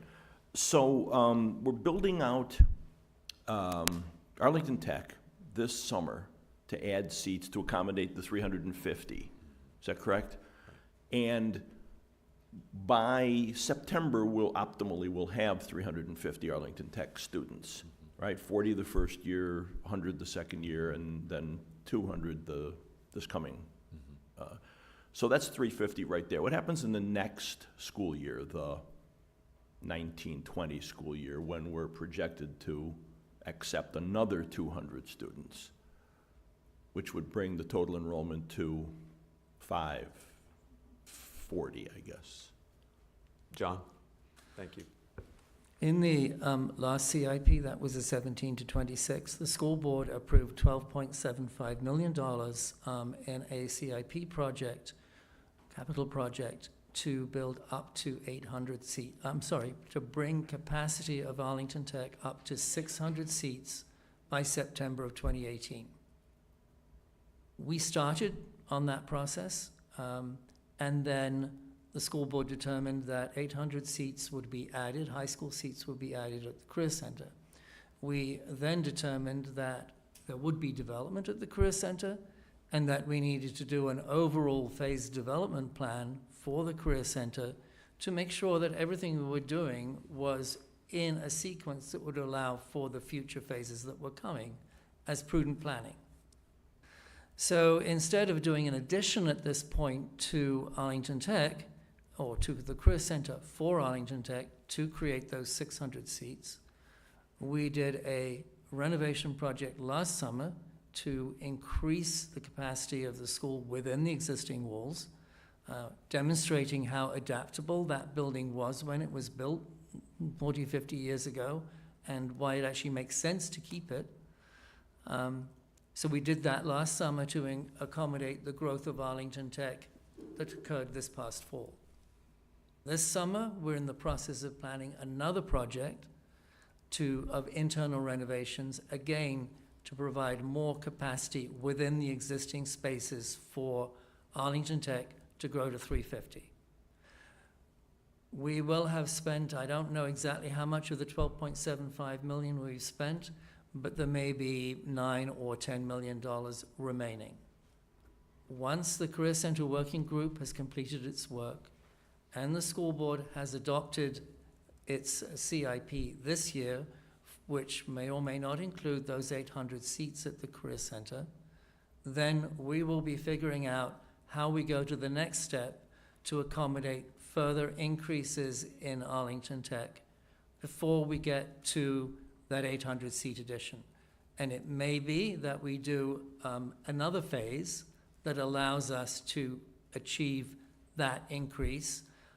We're not sure that we can get more internal renovations out of that because there's only so far you can go, but we will try and do that. And so we are working on what the solution is, but the real key here is that we have an appropriate phase development plan that has been gone through the Career Center Working Group process, responds to the guiding principles that you've asked them to do, and works within the funding available. Okay, thank you. So you're confident that by the fall of 2019, we'll have something I for am. the enrollment that we have planned for Arlington Tech? I am. At this point, I can't tell you exactly what it will be, Okay. but our job is to make it work, and we've managed to do that so far, and I'm confident we'll continue to do so. Okay, thank you very much. Okay, excellent. I want to follow up on a couple of topics as well. Let me start with the Reed Elementary site. And just want to confirm a couple things for the community. Dr. Murphy and Mr. Chadwick, I did hear you say that the staff recommendation was going to be the integrated It was. design. And I know that I personally, again, this is just to resolve some questions we've heard from the community. I personally have heard no school board member push hard to go a different route, nor have I heard Mr. Chadwick, you or Dr. Murphy, anyone on staff kind of trying to manipulate us toward a different option. We hadn't voted yet, it hadn't come to us, but there was not anything happening behind the scenes pushing us toward a different option that I know of, and I think that's, I agree. would you there basically was agree not. with that? I'll only jump in and add Sure. to that, Dr. Cannon. I know early on in the process, there was much discussion about the 6 designs that were coming forward, and there was some interest in only having a smaller set of those come forward. And I remember that discussion, and I simply said it was very important to show the whole 6 designs, so that the community, it was clear and it was transparent, and there wasn't one design heavily weighted over another. I know there's been some thought about maybe we didn't need to bring all those forward, but that was what the committee's work was, and I think we needed to respect it. And that's in response to our request to bring sort of low, middle, and upper kinds of cost estimates. We wanted a range, Right. and so you created a number of options, and you wanted to bring us the full set. You know, and in a way, maybe it's good that we did that, because some options did end up at a higher cost that now we can't afford. So you had a range, and some of them are still within our budget. If I may say, I have been involved in this type of project for quite a long time. The stage that we're at now, the concept design, is where actually the owner, the design team, in this case we also have the benefit of a construction manager, you make the biggest decisions affecting cost now. We are actually doing the right thing here. We're controlling costs at the beginning, and as Ms. Van Dorn pointed out, at a time when we are suffering incredibly high escalating costs. I actually don't remember for many years a time when costs have been so unpredictable and going up so much, and when in fact there are other things on the horizon that will just cause them to go up higher. Yeah. And again, I'm sure I speak for the whole board, and Mr. Chadwick, your staff as well. We're all tremendously disappointed at the state of the market, which is something we cannot control. We would love to see the full set of options, but given the way costs have played out, you know, it's disappointing to not have those options, but that's the reality, and I think we're yeah. We're disappointed, but we also know that you have some options to bring us, and we're going to go forward with that. We do have to be committed to staying within budget on this project. That's a simple fact, because there's a lot more that's that we're going to be doing, that we're very excited about doing all across the community. So I wanted to confirm that, and kind of along the same vein, Dr. Murphy, just on the elementary boundaries and the next steps with that, with the staff. Again, we've gotten quite a bit of mail telling us that we have proposals on the table, you know, identifying certain schools. I don't remember if you had the full timeline up. My understanding is that staff are going to bring us a recommendation regarding potential, you know, looking at schools in a different way in April. And I know, again, as one school board member, I have not heard a single school named as, you know, the plan. And so we are going to hear those recommendations, that recommendation or multiple recommendations in April. And then from there, we will discuss, you know, we're all interested to see what these ideas are. I agree, we need to look at our entire system and think about how best to run our system going forward. So I'm looking forward to seeing what staff is going to bring us. But again, no schools at this point have been named or identified as the direction that staff is interested in going. Correct. No, Yeah. there has not. I know there's been a lot of community supposition on that, and I can completely understand that, but I think we're in the gathering information process, and I think I raised it in my comments earlier. We have 5 building moves that are slated for 2019. We have to recognize the capacity that we have in our system. So I'm not forecasting anything, but we need to be realistic about the capacity of us to be able to exercise multiple moves at one period of time. I think this is a process that we need to consider as we look out beyond that 2019 time period as far as what we may want to consider. Remember, the Reed School is coming online a couple years later after that, so that may play kind of a pivot point in that plan. Yeah, and then, And that's if we bring recommendations forward. And one final note, and Ms. Stengel, as you bring us, as you look at the data and present the data to the community, I'm pretty sure you also don't have an agenda that you're driving with that data. You're trying to do your best to understand, working with the communities, what the walk zones are, numbers of children, things like that. It's truly a research and data collection process so that you can make the best decisions you can and best recommendations to bring us. Okay, excellent. Just wanted to confirm that. Ms. Van Doren. I'm sorry, I forgot, I meant to do this. On the acceptable use policy, which is page 3 of your presentation, I just wanted to comment that last night in the Advisory Council on Instruction, Dr. Natras went through this in great detail, shared the policy drafts with the ACI. It was a lot of information to take in. There's a lot of information here, and I suggest that people read it all and understand that there are policies and PIPs and look at the totality of all. It's a lot to take in. But there are questions that the community has about the use of very detailed questions about the use of devices in our schools. And some of the answers to those are not found in the policies, because the policies are overarching philosophy. And I wanted to suggest, and I did this last night, in the presentation that Dr. Natras did on the 5th of March, in that presentation there is a table that shows the issues that this community has brought forward and where people can find information on that. So I'm mentioning that because I would like people, if they're really interested in making sure that their issues are addressed, it's in there. And I would suggest perhaps pulling that table out and putting it up front on the Engage page so that people can see it. And that way we can begin to not just get the overarching questions, but the more detailed questions answered.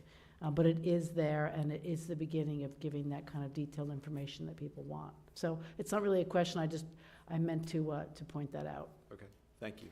And we're going to wind up with Ms. O'Grady. Thank you so much. As the school board liaison to the Reed Building Level Planning Committee, I just wanted to say that I know that tonight's information is very disappointing to all of the people who have been coming out, or many of the people have been coming out to participate in the BLPC process. Before I was actually officially on the board, I started attending those meetings, and I heard from the community, can we be creative? Can we come up with ways that maybe not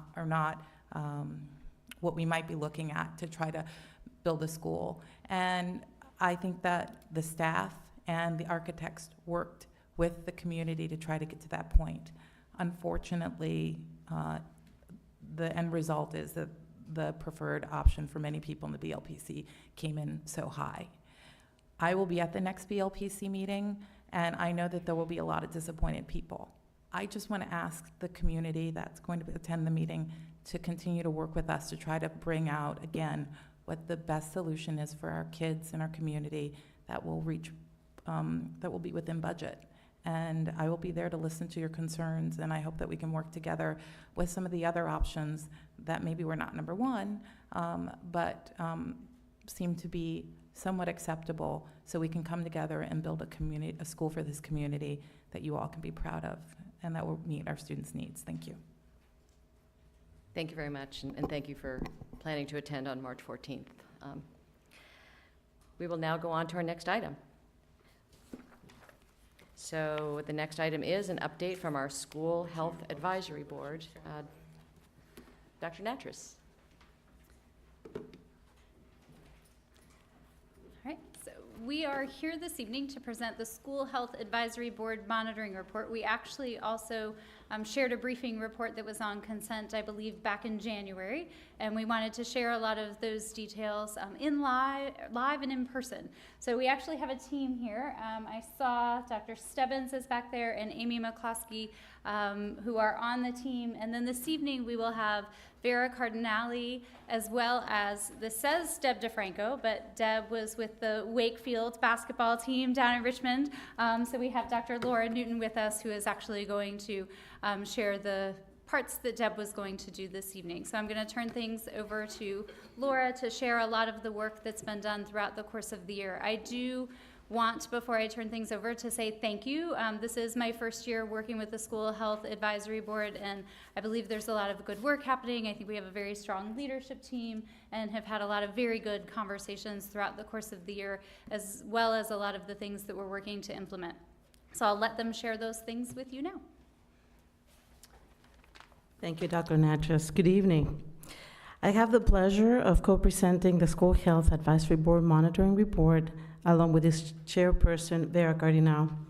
Tonight, we will share the work that this dedicated group have been working over the last year. The School Health Advisory Board, also known as SHAB, supports the school board and staff to develop health policies, assess school health and its services, and the school environment. The board is composed of 3 groups. We have the General SHAB member, which meets 5 times a year and includes AP staff, parents, members of the Partnership for Children, Youth, and Families, School Health, and other community agencies. The leadership team meets every month, and its members are Vera Cardinal, the chairperson, Dr. Sam Stevens, DHS School Health Physician, Sarah Bell, DHS School Health Bureau Chief, Dr. Natchez, Director, Assistant Superintendent, Teacher of Learning, myself, Director of Student Services, David DeBranco, Supervisor of Health, Physical, Driver Education, Athletics, Amy McCloskey, Director of Food Services, and Jessica Haney, parent. SHAB also has 6 subcommittees, and these are allergy and anaphylaxis, environmental health and asthma, nutrition, physical activity, social-emotional health, assessment, best practices, and the whole child. SHAB addresses multiple issues from health, chronic disease, physical activity, nutrition, sleep, and social-emotional well-being. At this time, I would invite Vera Cardinal to follow up on the report. Thank you. Hello, thank you for having us here tonight. Okay, what did we accomplish in 2017? I guess this covers part of 2016 as well. One of the fastest items we put together was a new wellness policy and PIP because it was federally and state mandated by the end of June of last year. So our leadership team and different parents came together to put together a policy that was adopted at the end of June and then worked over the summer and this fall to work on the PIP. We're excited about it. We think it's going to establish a new focus on wellness and the whole child. It will require each school to establish a wellness council. They'll complete a self-assessment, and they will publicize their wellness activities to their school communities each year.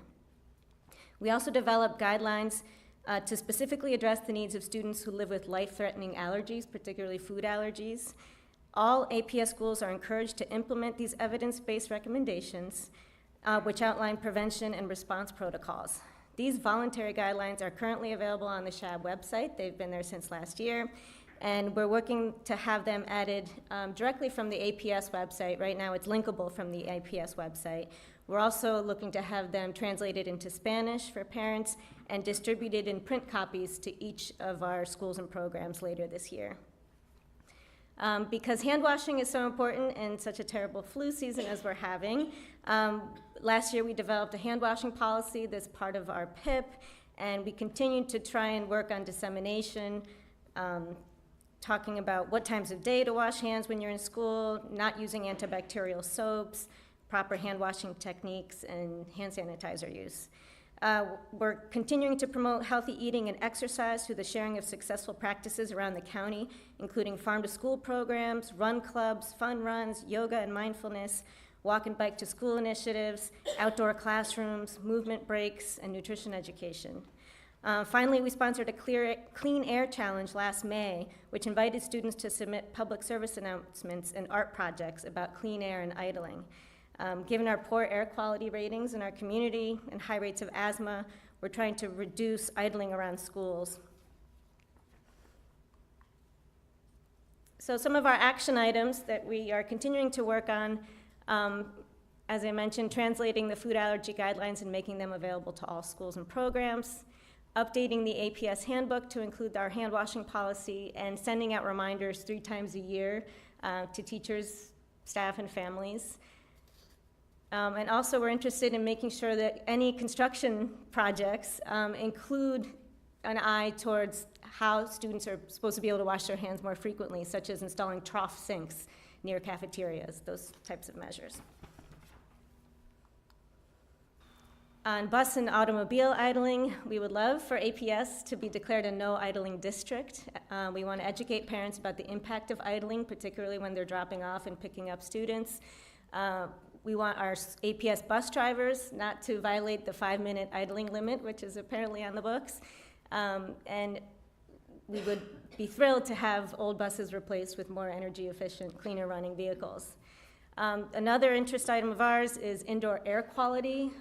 We hear examples of use of plug-in air fresheners and sprays and even candles. So we want parents and staff to know about some of the air quality hazards that can affect some of our students, particularly those with asthma.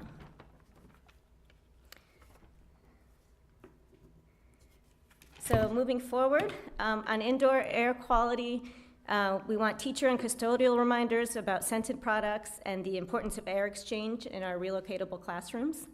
On asthma and absenteeism, school health and APS staff are working to bring data together so we can clearly understand which students are most affected and then help the families receive appropriate services and support so that students can be in school every day and live healthier lives. An interest area of ours is turf fields. As we noticed, the county is both installing new ones and replacing old fields, so we want to make sure that infill products that are used are safe in our new and replacement fields. And we're interested in having a liaison from every school be a member of SHAB, at least for the facilitation of information exchange. We also continue to monitor with great interest substance abuse and vaping and juuling trends among our adolescents, recess practices at our elementary and middle schools, school breakfast participation and breakfast in the classroom programs. This week is National Breakfast Week, and we had visitors from the USDA observe Carlin Springs Elementary today, where they're having excellent breakfast participation. We're following national research and guidelines around personal electronic devices and social media. And then, of course, we're following the socio-emotional well-being of our adolescents with respect to healthy relationships, stress, safety, and resilience. Any questions? Thank you very much. Fantastic, thank you very much. First, let me ask Ms. Elliott, do we have any speakers on this topic? No speakers, excellent. Board colleagues, questions and comments, compliments on the great presentation. Ms. Van Dorn? I really wanted to hear this report because I think your work is amazing and extremely important, and I mostly want to say thank you. I know a lot of families come and speak with us about their issues related to the asthma, food allergies, the environment, and I know that our staff stays very close to those issues, and I've watched all those practices and policies evolve in my time in APS, and I know that your work has been very dogged in that manner. One question I have for you is, I know that obesity was an issue that we were really talking about last year. Is that something you've been discussing? Because I know that through our nutrition program we can get at that, but it's also about, I believe that there are practices in the schools that we're changing about celebrating birthdays and things, and just helping kids learn healthy eating habits. So is that something you're focusing on? 'Cause I didn't see it Yes, listed most here. definitely. So we have, as you know, farm-to-school programs and nutrition education going on, but we also, just in the last 2 to 3 years, have really seen a swell of support for no food for celebrations in classroom policies. So we're seeing that in maybe 1/3 of elementary schools, and what we really want to see is those policies adopted across elementary schools so that parents can have a similar look and feel across schools when it comes to those types of policies. And I know each school does it differently according to their needs, but I would love for everyone to get to a baseline understanding about when is there just too much food and too many treats and candy and food as reward? Those are all things that we're trying to change, and it starts with our PIP, but it really means getting through to the parents and making them understand that this is really about the well-being of our children. But I'm going to pass it to Sam, who can talk a little bit about some of the other obesity prevention efforts and data collection. Thanks. I just happen to have this along, so it seems like a good model.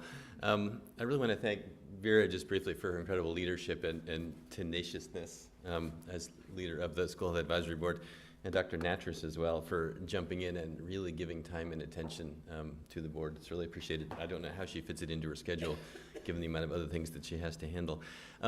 So I would say that childhood obesity remains relatively unchanged in Arlington. We are going to have about 4 years worth of data in the next couple of months that we have vetted and looked at, and I'd be happy to report back on that across Arlington. Certainly nationally, we start to edge towards sort of flattening out and then going down a little bit, and then the next report I get is that things continue to be not improving. So, and certainly the way that feeds into then adult obesity and adult diabetes, is a trend we're going to see for the next 30 or 40 years. We're going to really sorely regret that we didn't, not just Arlington, but the country as a whole, we're going to sorely regret not having done more because this is going to play out over the next 30, 40 years with a whole lot more diabetes and other health conditions, and we're going to wish that we had thought about it in more detail. And so again, healthy eating and active living is things we can do in all the schools more. There's a lot of good activities going on, but there's always more that we could do. Certainly speaking for school health, we would love to continue to work with the schools on best practices, on research showing the linkage between educational outcomes and health outcomes, and how the more you exercise and the more you eat better, actually the better you think and the better you learn. So those are things that are proven at this point, so more things that we can do would be great. Thank you. Okay, I arm wrestled my colleagues to give me more questions to ask, so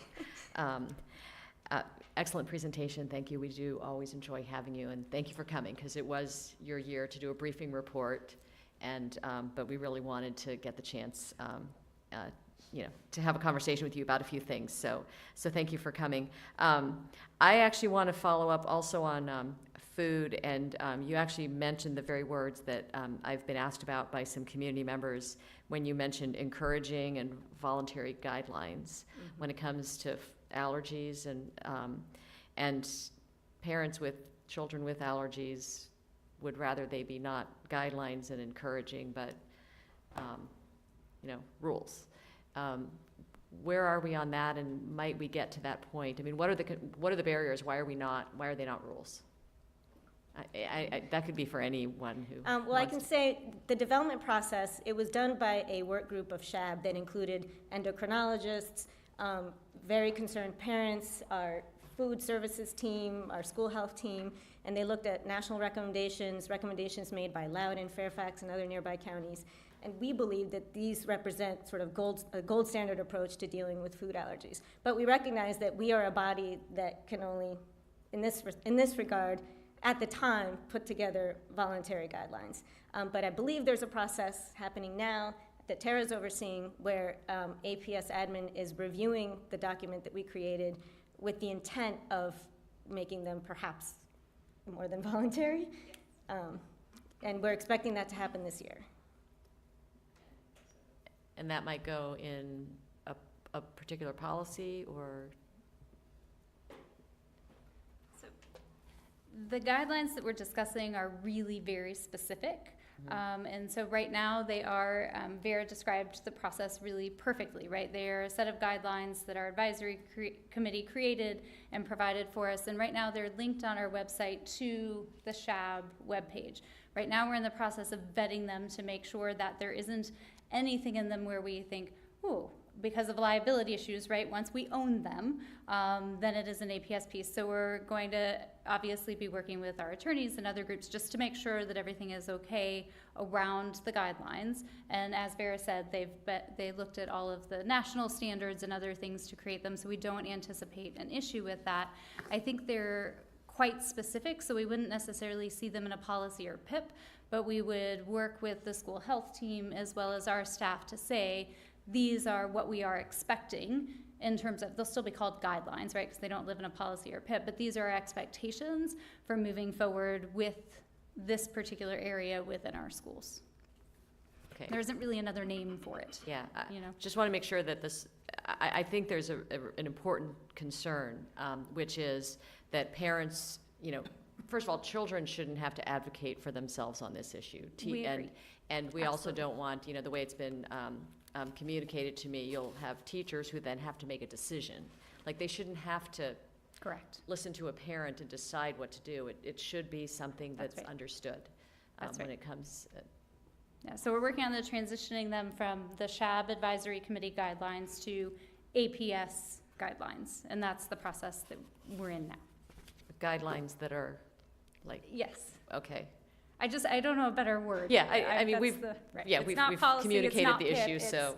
Here are the expectations. Okay, and obviously, we'll see this going forward. I just want to check as we go in case other board colleagues have questions, because, and I won't do this all evening, but I just want to mention, I was very happy. I love the policy in PIP, and I thought it was like really fantastic. I have heard concerns that the recess times are not as much as we'd like, and want to mention that, you know, I don't know where it is in Richmond, but I believe our state legislature passed a new bill saying that recesses can count as instructional time. It kind of gives us a little more flexibility to have a little more recess in elementary school. You know, it's not only a SHAB issue, it's actually an instructional day issue, but I hope that's something that maybe you guys can do a little more work on. I know you had your moving forward agenda, but that might be something to take another look at. I can say we are in the midst of trying to make a course correction with the language that was included in the PIP, because I think there were a couple of minutes shaved off that we didn't intend to, because we were looking at two different documents from two different dates. But also there are questions about travel time to recess and whether that counts as part of your recess time or not. So, and we've heard examples of some schools perhaps shortening lunch a little to make recess longer and vice versa. So we recognize that I think a little more guidance needs to be put into that policy, and we would welcome the opportunity to make those changes this year. We would welcome, I think, seeing those. But also, again, if as this topic of recess and the new, whatever the state guidance is going to be, following up on that. I'm just going to ask one more, so I'll just mention that, you know, we're big fans of mental health and social emotional, and to the extent that that can be fit into your vast portfolio, we really would always appreciate more work in that area. But I want to actually ask you about your plans for the turf fields. And you know, there's a lot of research, there's a lot of pseudo research. How are you seeing that, your work in that area? Yeah, I wouldn't call it a plan necessarily. I think we have some very active and involved parents in particular that care about this issue. So I think we just want to be a resource, and we want to make sure that we're up to date as these decisions are made. And if there's a need to advocate, we have parents that may. I don't know that SHAB as an organization would necessarily make this a program item or priority item, but it's just in our monitoring role, we think it's an area that we would like to monitor. Okay. And I do think the county also does some thinking and work in that area, the Parks and Rec or someone over there. So yeah, I I'll want to make mention sure we're that- not recreating any Yeah, wheels. I don't want to recreate any wheels. I just want to mention that in our role as SHAB, we get a lot of requests from parents for information and advocacy, and so we just want to be responsive to what the current parent concerns are, even though it may not be our specific area of expertise. And I wanted to make one mention that I didn't really highlight here before, but this concept of wellness councils. The state mandate for the new wellness policy includes the need for wellness councils at each school to help facilitate the assessment process and the sharing of information around their school communities. So this is something that's going to be brand new to schools. Several schools have wellness committees as part of their PTAs, and some of them are more active than others. But this wellness council concept is basically taking your PTA wellness committee and adding your assistant principal, your PE teachers, your counselors, maybe someone from the cafeteria. So merging staff in with the concerned parents to try and accomplish these responsibilities, which are not going to be that easy. So we really want to encourage the board's participation and support as we try and recruit parents and staff to participate on those wellness councils, particularly next year. Yeah, that's going to be a challenge, yes. Thank you so much. Thank you. Really excellent presentation. We will go on then to our final monitoring item, which is an update on the Arlington Facilities and Student Accommodation Plan, also known as the AFSAP, and the 2019-2028 Capital Improvement Plan Framework. Dr. Murphy? We can Ms. go Stengel? right to We'll Ms. go right to Stengel. Ms. Stengel, thank you. Thanks. So what I want to do is share some information. We have produced an AFSAP that includes enrollment trends and projected capacity needs.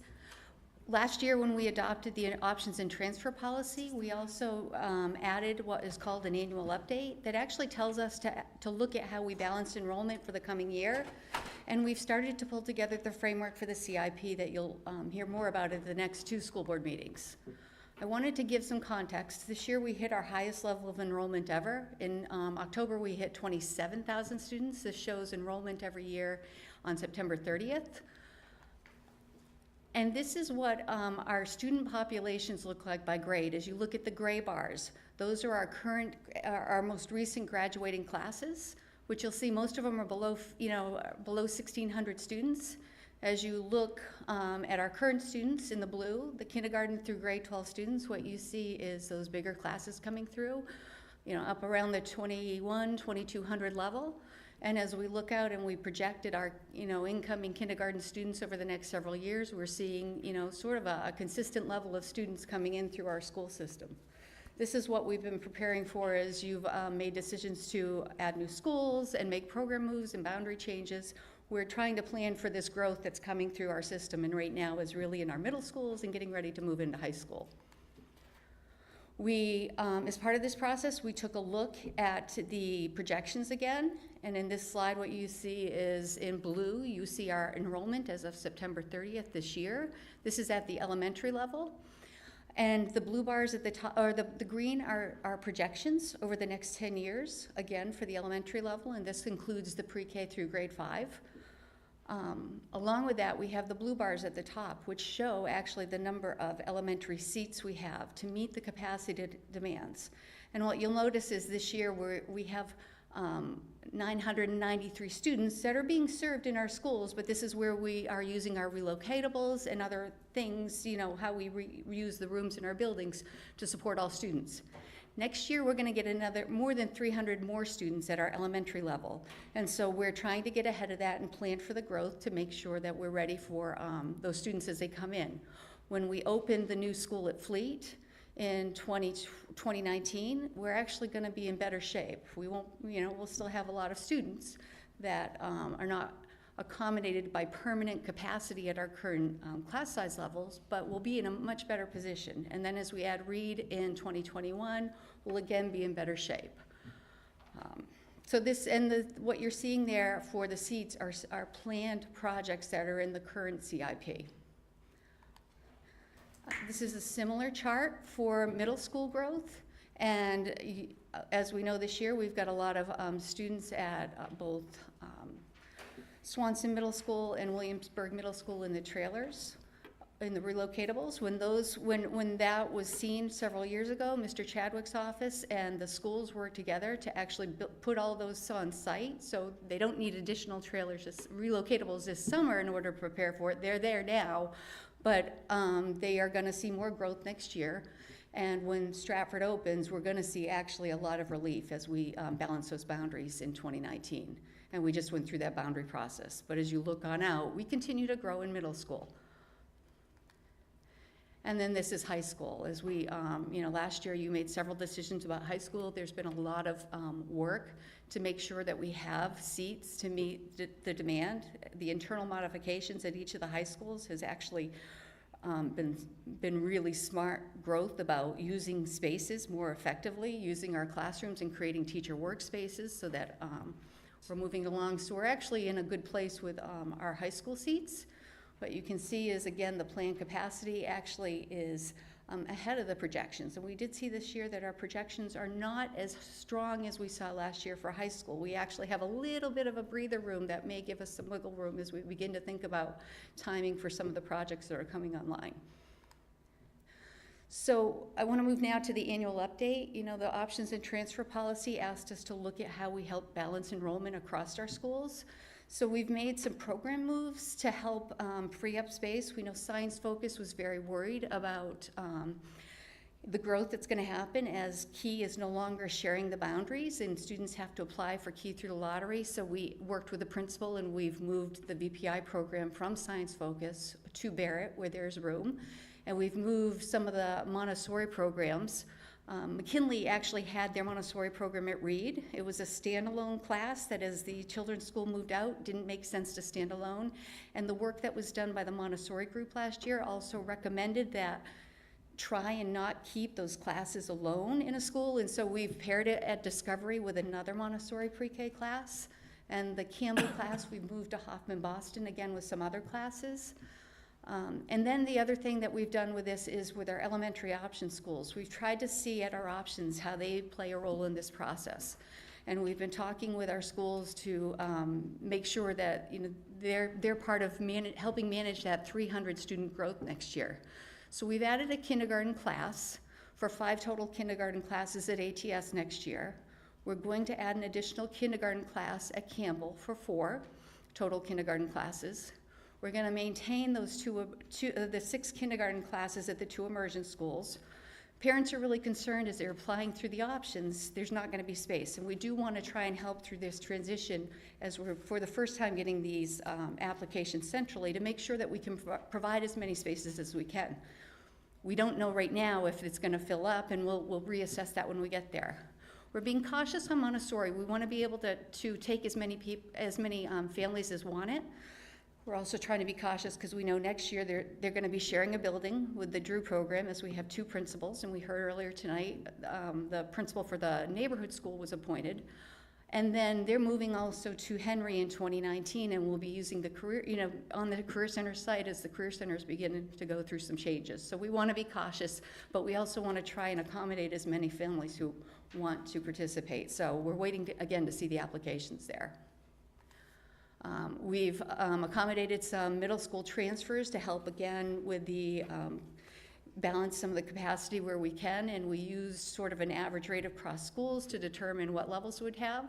I think the key idea here is with all of these changes, this is a more short-term change. We will reassess this, and in 2019, we expect to have different schools offering transfers. We know that in our boundary policy, the boundary changes, Williamsburg will have more space than some of our other schools, and so it's likely that some of this could shift on where we can accept students.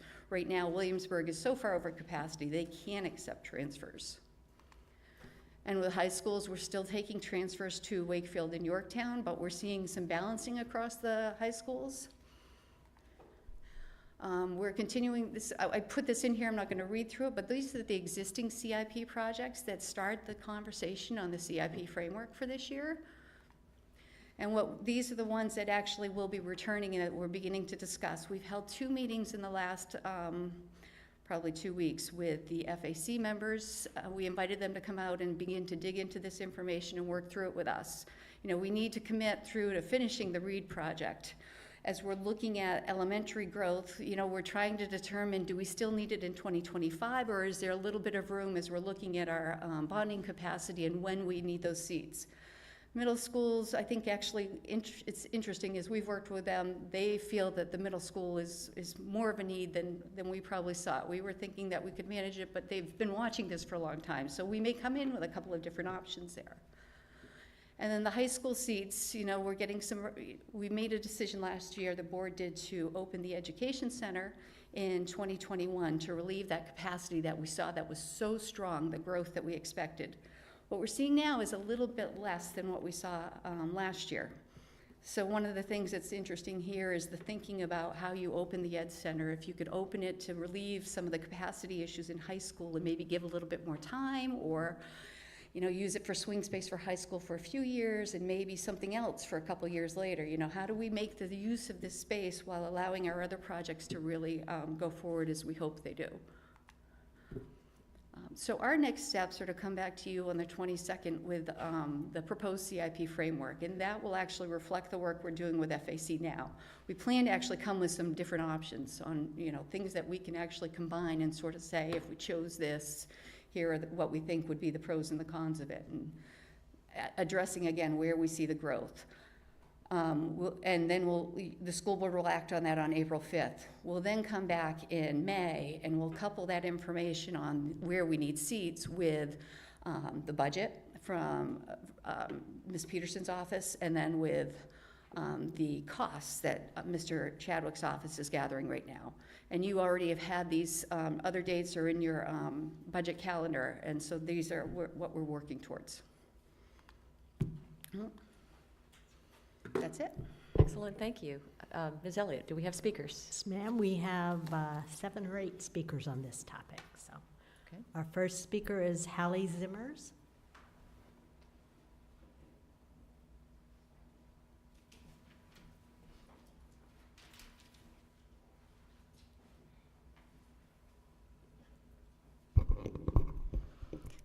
Good evening. My name is Hallie Zimmers, and I live in South Arlington, and I have 8-year-old twins at ATS.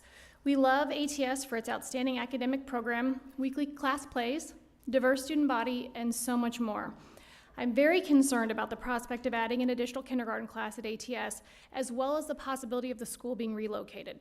When my kids started at ATS 3 years ago, there were 3 kindergarten classes. 2 years ago, they added a 4th class, and now there's a potential for a 5th.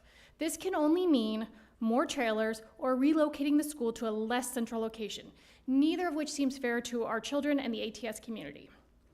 My children are already in trailers for 2nd grade, and I see the proposal calls for adding 8 more. 1 year in a trailer is an adventure. More than that is unacceptable in a county with blue ribbon schools. In addition, the strain on ATS multi-use areas will be enormous. I recently learned that one of my kids was not buying milk at school because the lunch line is too long. And this is where we're already bearing the weight of overcrowding. If the school is struggling at the current capacity, how can APS in good conscience allow the school's continued expansion, especially when we're projecting a 237-seat surplus on the horizon? And moving ATS is a serious concern to those of us in South Arlington who already trek our kids halfway across the county for a school that we really believe in. It is already one of the top 5 most crowded elementary schools in the county. And anything less here in terms of moving things around is just really unfair. Further, adding to this overcrowded state will serve as a detractant instead of encouraging families to seek out ATS as an option for their family. Please press pause on this plan to add a 5th classroom, as well as any plans to relocate the school until further comprehensive study is undertaken. My fear is that snap decisions are being made and that they will have long-term negative implications on incoming and current ATS families and the school system as a whole. Thank you. Thank you. Our next speaker is Kenny Kraft.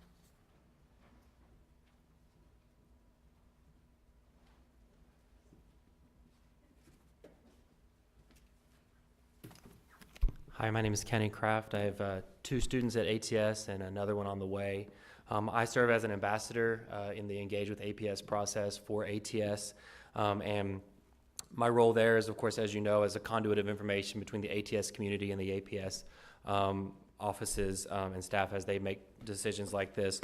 I've had a couple of questions that I keep getting and I can't seem to get answers, so I bring them here tonight to raise awareness, although I might have just got an answer.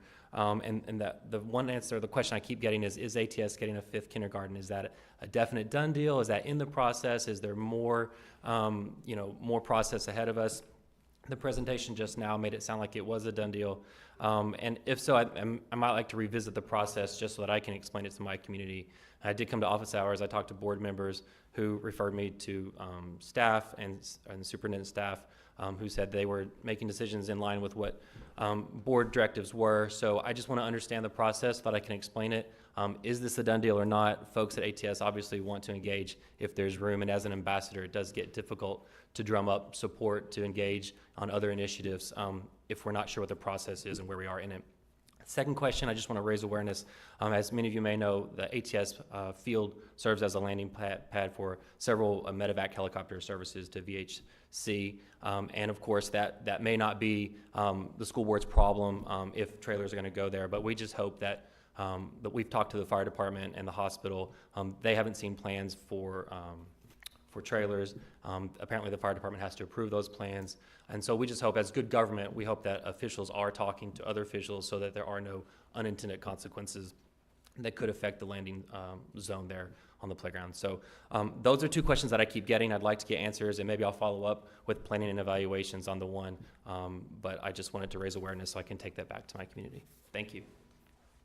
Thank you. Our next speaker is Lisa Donahue.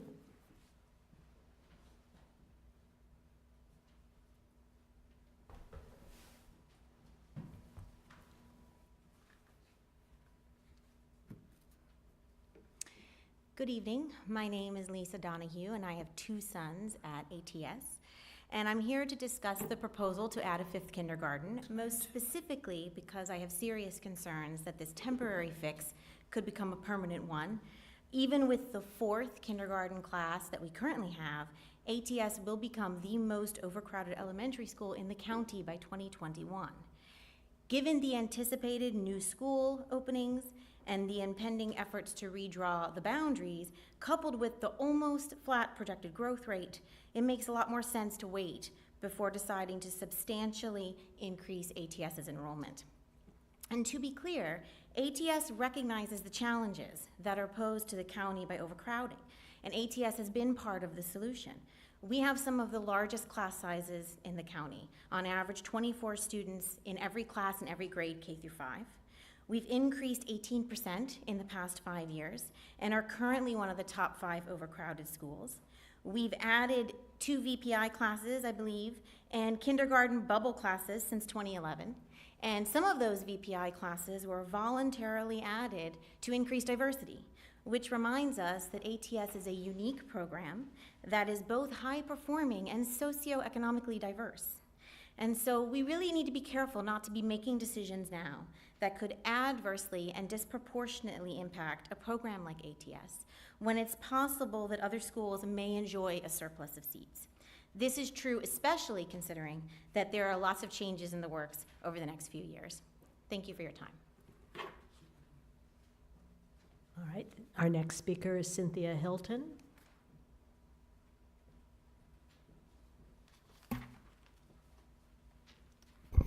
Good evening, everyone.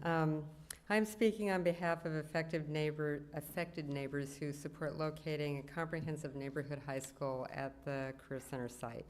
This group has been participating in meetings of the Career Center Working Group, and we are concerned that the deadline for input on the CIP will have passed before the final report of the Career Center Working Group is due. We ask for your attention to this issue and to help facilitate a formal funding recommendation from the Career Center Working Group for this project prior to the finalization of the CIP. In step with our support for a 4th comprehensive high school, we'd like to go on record with our strongest support for APS's recommendation in this document on page 5 to consider extending the opening of the 800 seats at the Career Center by a year or 2 if the extension provides additional funding capacity through the bonds and aligns with recommendations from the working group appointed by the school and county board that is currently exploring the possibility of 4th neighborhood high school and other community amenities at the Career Center. Thank you very much for your attention. Thank you. Next, we have Maura McKinley Tull.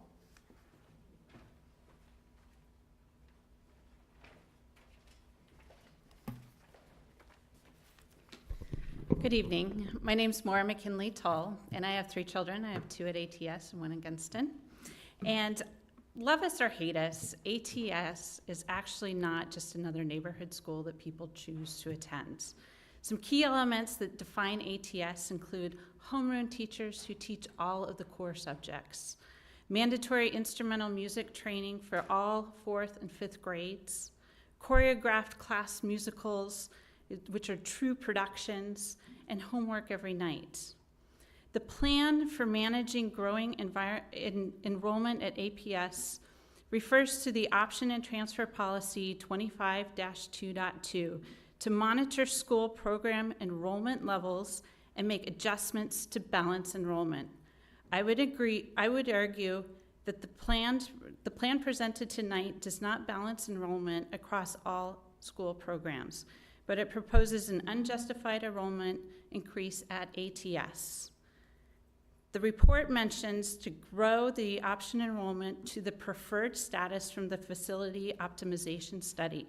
This is 753 students, or 162% over capacity for what we have today. In 2011, there was a relocatable maximization study performed that put the maximum relocatables on ATS property at 6. 6 years later, why is the preferred option 12? The maximum option, 18 relocatables. According to this report, ATS already fully utilizes the interior space, so any growth has got to be through relocatables. The current facility optimization study is based on lunch periods. Next year, the first lunch period will have 252 4-, 5-, and 6-year-old students. Please consider these as overcrowding. Thank you. Thank you. Next, we have Brian Stout.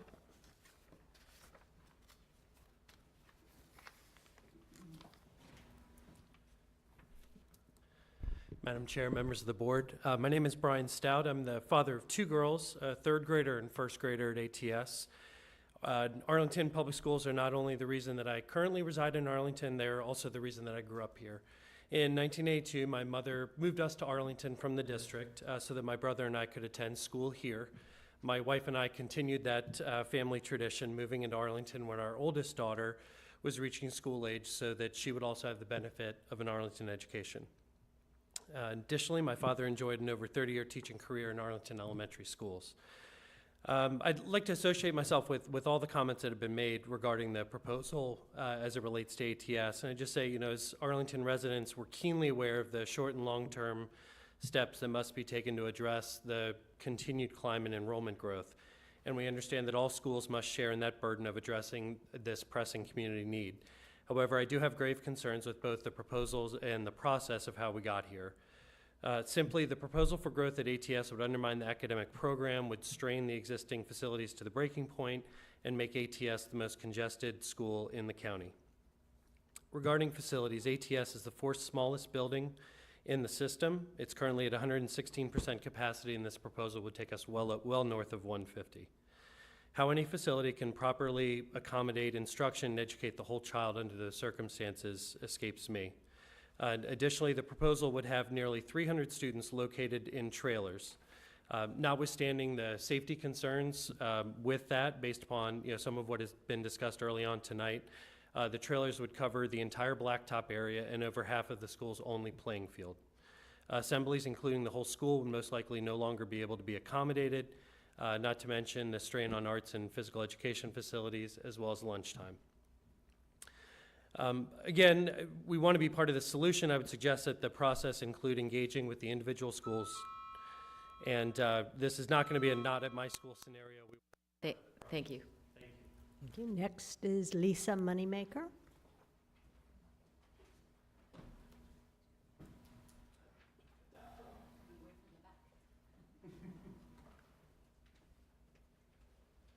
Hi, thanks for having us. My name is Lisa Moneymaker. I'm our current PTA president. More importantly, I'm the mother of 4 kids that have come through ATS. I have 1 at Williamsburg now and 3 that are still there. I think you can see from our turnout tonight that we have been actively following this process. We've had some struggles. We've worked really hard to engage with the folks that we've been given names for.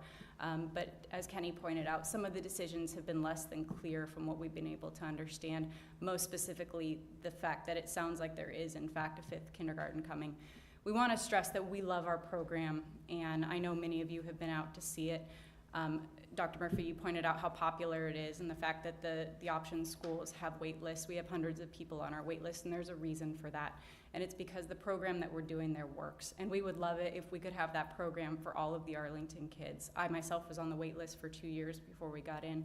What we would like to stress is not that we don't want to take on more kids, but that our facility can simply not accommodate it with the program that we have.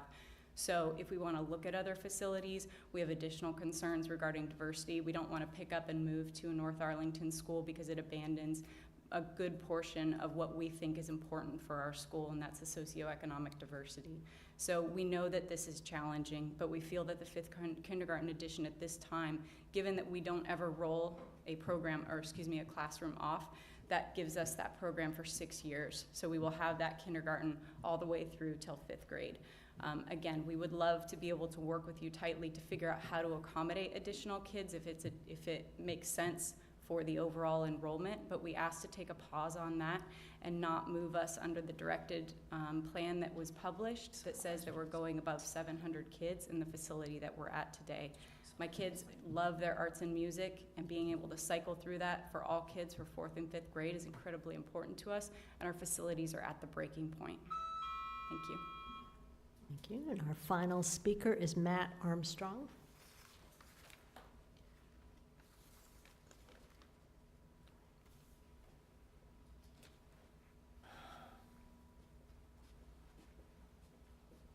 Hi, good evening. I know I'm keeping everyone from going home, so thank you for the time this afternoon or this evening.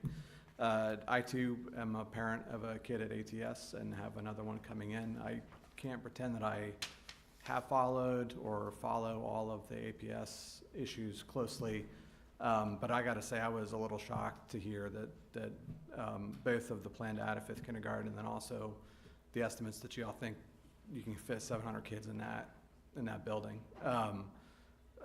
I just don't see it. I took some time to go through the plan today at work, and it seems to me that there seems to be a little bit of a disparity between most or not, maybe all of the option schools and the neighborhood schools. And going through the list, I saw just everything was over 120% capacity already among the option schools, most if not all of them. And it seems like there's a lot of neighborhood schools, at least 6 or 7, that are under 100%. So I'm a little bit confused on the timing of this. I'm not sure why we would lock in, as other folks have said, 5 or 6 years of extreme overcapacity, 1.5 times capacity at one of Arlington's best schools when we haven't done the boundary. We have a CIP process to look at least as I understand it. I would just want to emphasize really the importance of the shared space, the public speaking, the public performance, and all of that. It's a huge part of the success of that school. If others want to emulate it, I think that's laudable, and I think that that's something, obviously the demand is there, but we should meet that demand by growing that program maybe somewhere else, rather than trying to stuff it all in there. Again, everyone wants to do their fair share. It seems to me, just from my immediate engagement, that ATS is already there. Thanks. Thank you all very much for coming out tonight. We will now go to questions from the board. Colleagues, questions or comments? Ms. Van Doren. I just want to thank Ms. Stengel for the diligence that you went through with this report, and I wanted to perhaps ask to recap a little, because we've been working really hard on our numbers, and it goes all the way back to the community facility study and the joint work with the county. And I just, if you don't mind, do you think you could recap a little of that? Because I think this has come out a little later than it normally has in the past, and I would like our community to understand that, to understand how certain you were when these came out. Obviously always ready for scrutiny, but I just thought it might be helpful to recap that. So A lot of work has gone into this. The facility study actually has framed a lot of what we're doing on projections now, and as you know, as of September 1st, I think projections have moved under my office. Mr. Chadwick was doing them for years, and we've had one person doing it, which is a lot of, to me, I'm a data person, and we have a data team in my office, and we want to have multiple people looking at the data. When we're working this kind of stuff, especially with projections, this is our best guess, using data that is informed by other sources of information. Our projections we had validated through the facility study process by an external expert. And the best part of our data is the stuff that's based on the students who are there today. We can look at trends and actually monitor, you know, what is sort of the in and out of our schools. How should we expect, you know, do most kids return? Is there a little bit of an uptick at some schools? Is there a little bit of a downtick, you know, and based on grades? And so we have pretty solid information on the kids that we have enrolled. Probably the least, you know, the one that we will always struggle the most with is that kindergarten student. Until we actually have them come and register in our schools, we don't know that they're coming. Once they do, we know they're here. And so we've been working very closely with the county on this. We used to just take information about the births of Arlington residents and compare it to 5 years ago and do an estimate.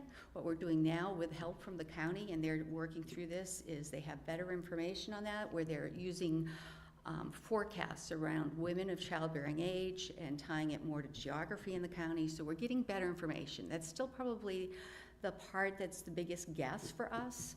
The other piece that we're getting with them that I think they're working very hard to help improve the data is the housing data.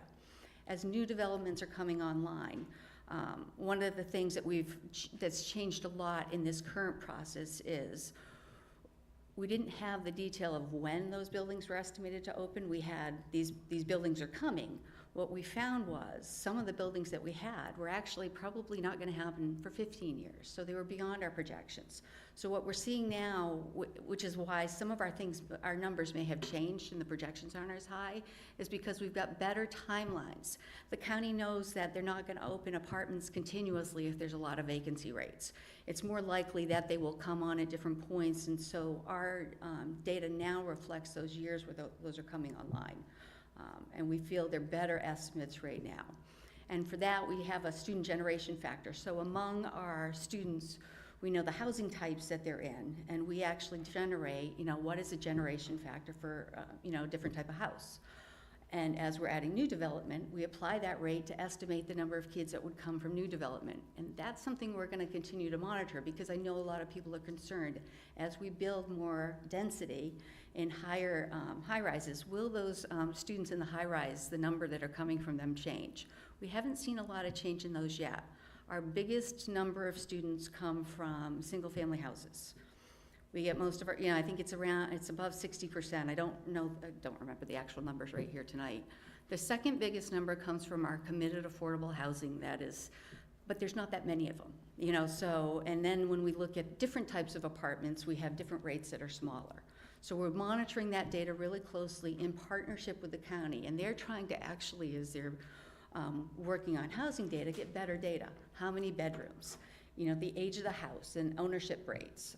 So we're doing a lot of things with them, and as they get that, I think we'll get better information for them as we go forward, and each year we'll probably see improvements like that. Ms. O'Grady. Thank you, Dr. Cannon. I apologize ahead of time because I have a ton of questions, and they start with elementary, and I have one about middle, and I'll skip my high school one. But I'm trying to have a better understanding, Ms. Stengel, about the plan for adding additional K classrooms at Campbell and ATS and continuing to have 6 kindergarten classrooms at Claremont and Key. The first question I have is, I don't know how to explain it better, but is this a permanent portal for students to be able to come through by opening that 1K class, or is it a temporary door where you're letting one set of 24 students come in and they will continue on throughout and no one will potentially at this point follow them? Or is this a portal where you will continue to have 24 students continue through and add like a whole nother stream of classes? Our plan is to look at this annually and sort of calibrate it to what's happening across our schools. As you saw, next year we expect about 300 more students in our elementary schools. So as we look across our schools, this is potentially a way to balance some of that enrollment by each of our option schools helping take the load off our neighborhood schools. We're hoping that, you know, because kids don't always come in the same grades or in the same we get them in different pockets of the community, and we get them in different numbers of kids, and we can't control where that comes, where we have that at the option schools. And part of this is each year taking a look at what we're looking at for projections across the county and trying to adjust and do it together. So it's part of a solution. So at Claremont and Key, this is the second year you're kind of leaving that portal open, and at this point, this is a temporary decision for this upcoming year. Yeah, and I to think be one of determined. the things we're doing, especially, you know, we changed our application process for our option schools last year as part of the options and transfer policy, and our principals are concerned. You know, they also want to make sure that we're changing our process, we've got things going on, and we just want to make sure that we're trying to allow for families who want the programs to be able to get in, especially as we go through these changes. People now have to go through an application, a central application process. We've divided, actually, the immersion schools. We have 2 lotteries, one for primarily Spanish speakers and one for speakers of English and other languages. So we want to balance the enrollment because the instructional design is to have a balance of those 2. If we don't fill it up, we could pull it back, but we also have a principal retiring. We want to make sure the programs that families want have access for our families. And then what's the impact on common space for those different schools? Because that's 4 schools there. Say that again. What's the impact on the common space by continuing to add more students at those 4 schools? So the study that, the relocatable study, the facilities optimization study that actually looks at it, there's 2 rates of when you would, of what you could have. There's that maximum. How many can we actually fit on the site? And it looks at, you know, topography and a lot of those things. Then there's a preferred that actually looks at how can we still accommodate 3 lunch periods. You know, most of our elementary schools, because they are at full capacity, have to feed students over 3 lunch periods. And so that preferred is working within that range. Okay, thank you for that. And another question I had was about Arlington Science Focus, because you're moving a VPI classroom from there, I believe, to Barrett. And I know that the community there had been a little concerned about the way that we're currently changing the application process for the Spanish immersion schools. And I think there was a concern that maybe there might be more students going there. And did you feel like that opening up that 1 extra class might accommodate the potential extra students who may go there? Yeah, so, you know, we did some estimates, a low, medium, and high of what we expect might change with, as Key is no longer an option, you know, for the neighborhood, and they have to apply through the lottery. And as we did that, we thought up to 2 classes might enroll next year, and we worked with the principal and asked her, Ms. Johnson talked with her about her preference. You know, one of the preference was to add a relocatable. Another option was to move a VPI program, which we do typically.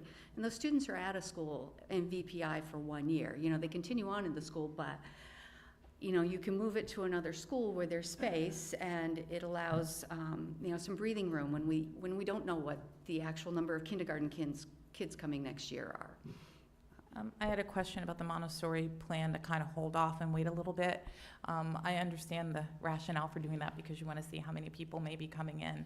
I also understand that sometimes it's hard to hire a Montessori teacher late in the game, and so I didn't know whether or not we had any indication as to, at this point in the process, and I think that you can apply up to the 16th, whether or not it looks like we may need another classroom, and whether we're going to be able to potentially get somebody to come in if we decide late.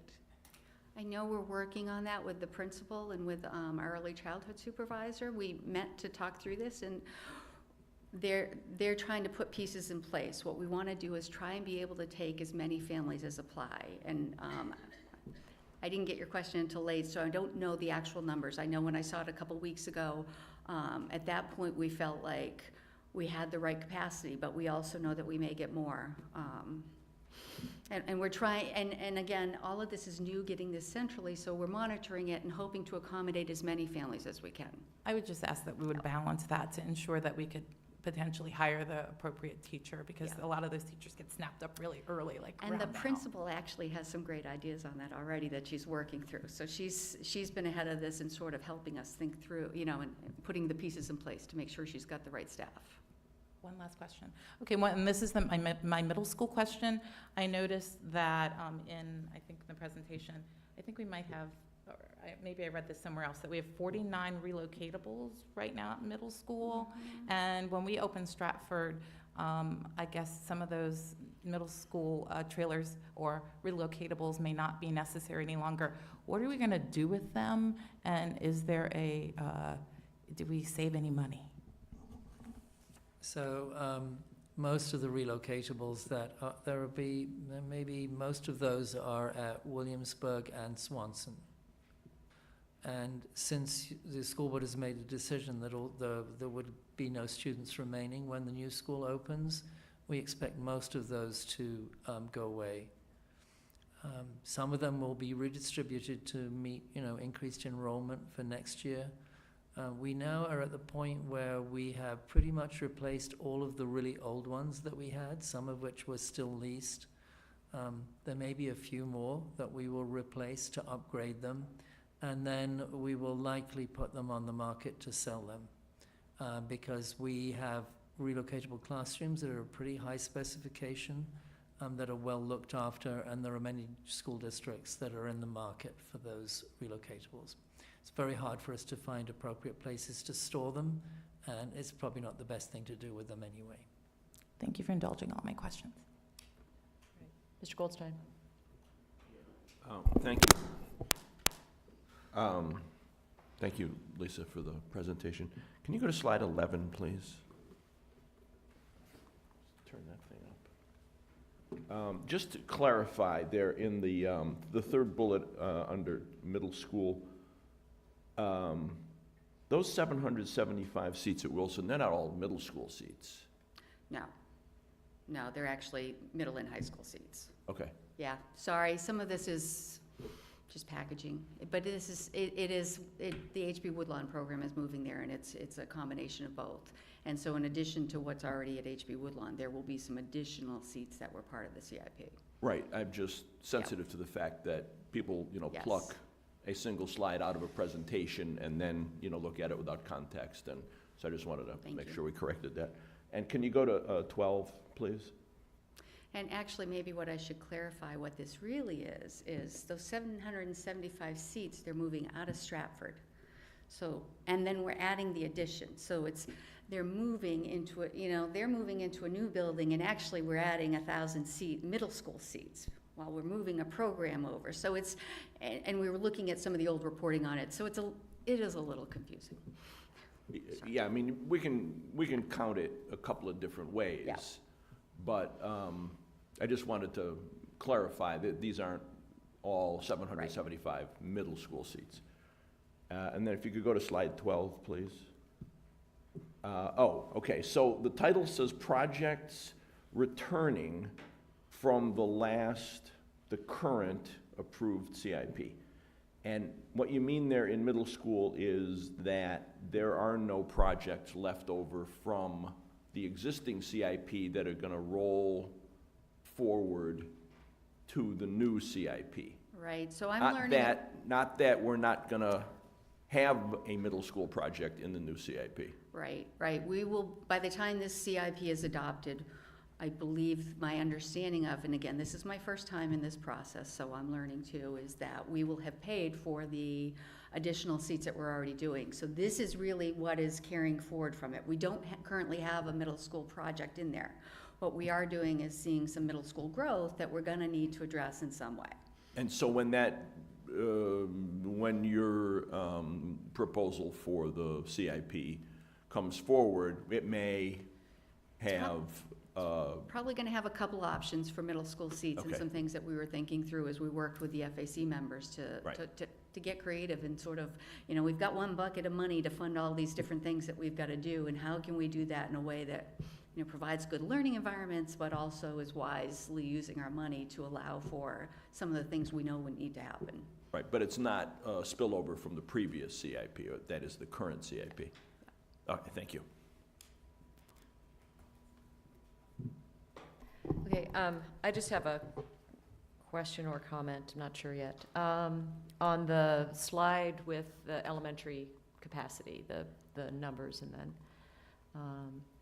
there we go. So, next year, we have a seat deficit overall in elementary of 1,300 seats. just want to remind everyone, just almost for fun at this point, that we really were planning to open an elementary school in 2018 that got delayed by a year. Oh, I didn't know that. So it's interesting to remind ourselves of that. I'm learning that tonight. Yes, so, the fact is, we have a large seat deficit in elementary next year. And then it gets better because we do have plans for elementary schools coming online. So next year is kind of our, the most difficult year in terms of elementary. Once we get to CIP season, I start carrying my capacity utilization numbers around, but I don't have it with me. I didn't bring it. 1,300 is about how many trailers, relocatables, do we expect to use in elementary? We currently have, I think, just over 90 serving elementary schools.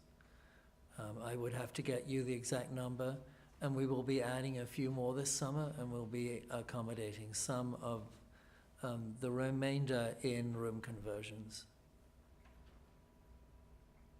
Room conversions? Yes, using rooms that have been used for special classrooms, we will turn them into grade level classrooms. Okay, because I'm pretty sure you don't have in our budget that we're also looking at, that's how many trailers? Well, For 300, so you don't have, we're not buying new relocatables that for would all be those. that would be somewhere between 12 and 16, but we're not buying all of those. Absolutely not. Just a few. Okay, and we are also relocating some, as you know. We have some currently stored at Kenmore. Right, and I know that overcrowding can be defined many ways. It can be defined as percent, how many percent overutilization we have. Number of students, different size schools can have, different actual absolute numbers of students that are in trailers, and then number of trailers is, there are like different ways we can define it. At the moment, am I correct that Patrick Henry is, by most definitions, the most crowded school in our system? I think it's the elementary school with the most relocatable classrooms. And as you know, it will relocate to Fleet. And it's continuing to grow next year. How many relocatables do you expect it to have? We haven't finished the analysis of that. As you know, we do an accommodation plan every year. So how many does it have right now? I think it has 10. 10? Yeah. How many other elementary schools have 10 right now? Or which elementary schools have 10 right now? I know you may. I'm afraid there are too many schools want to to toss keep out? in my head.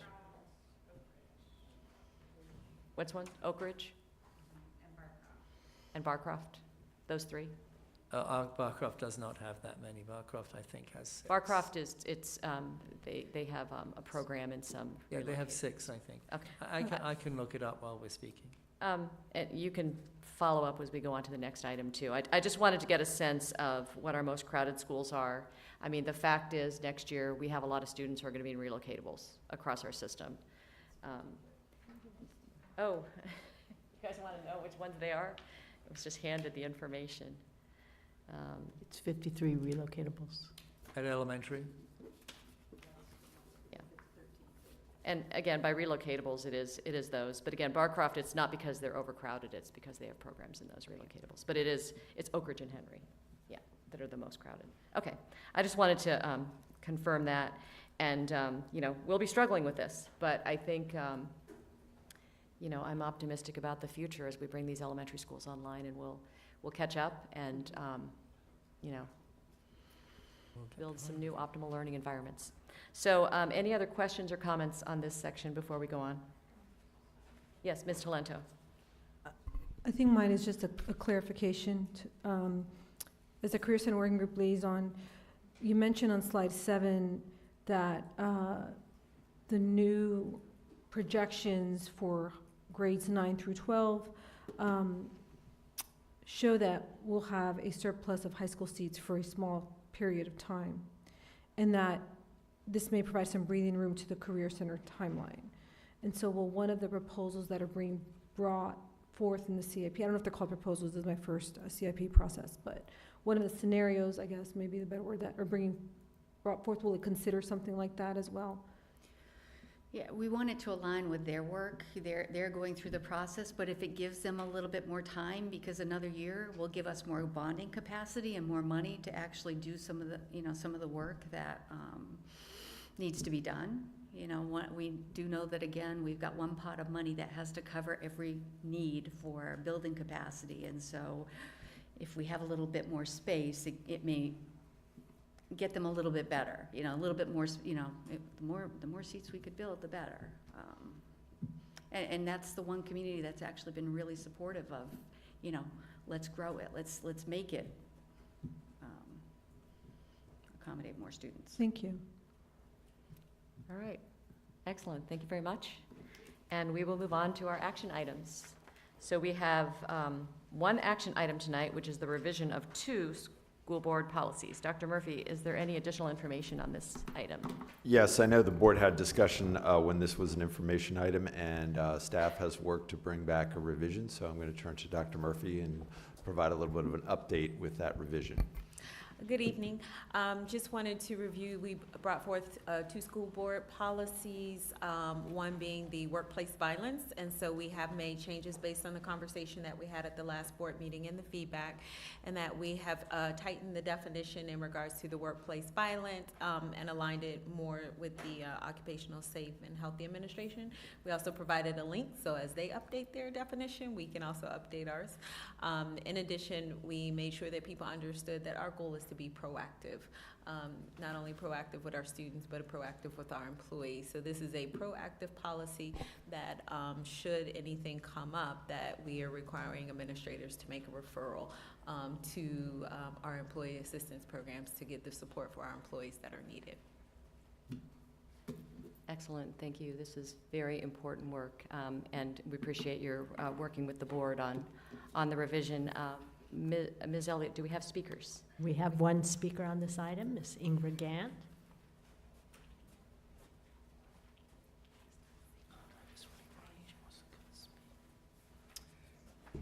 Madam Chair, members of the school board, Dr. Murphy, members of the executive leadership team, and all that's assembled, good evening. I should say good night. I'm standing once again to urge you to vote in favor of this policy, these policies actually, but more importantly, the workplace violence policy. It is something that I think would empower our employees to feel safe enough to speak about things that may be happening to them. I'm not going to sit here and sugarcoat it and act as if we don't have things going on in our school systems, because we do. We have a strategic goal that says we recruit, retain, and develop high-quality staff.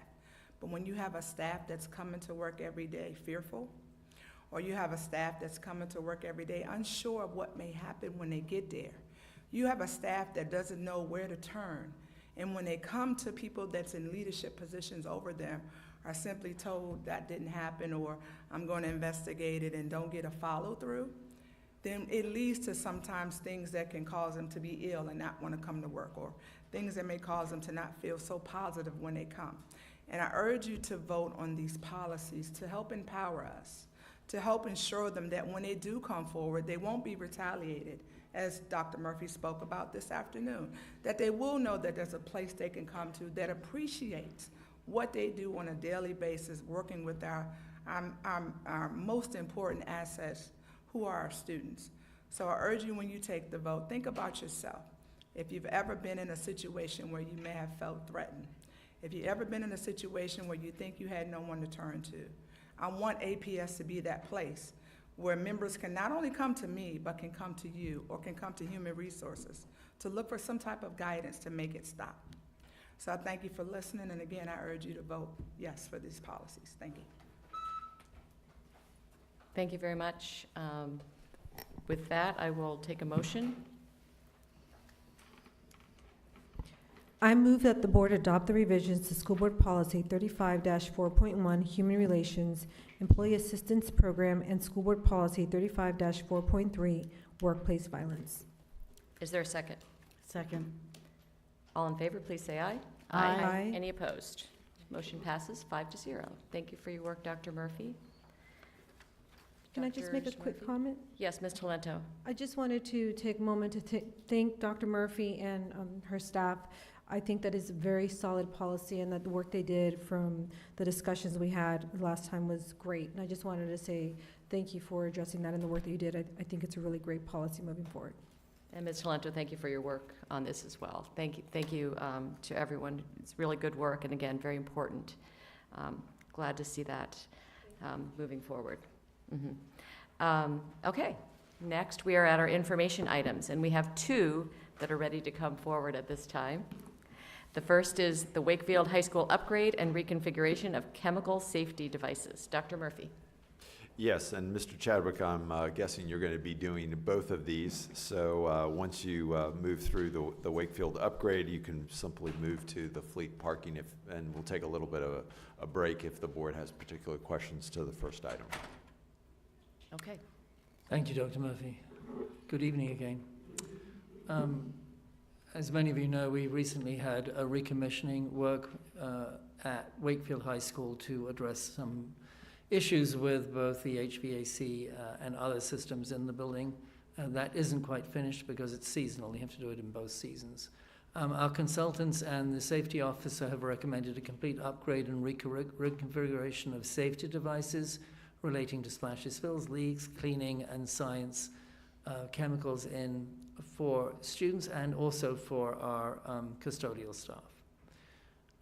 We have had, the building's been open for almost 5 years now, and we've had a number of problems with these devices, and it has been extremely hard to maintain them.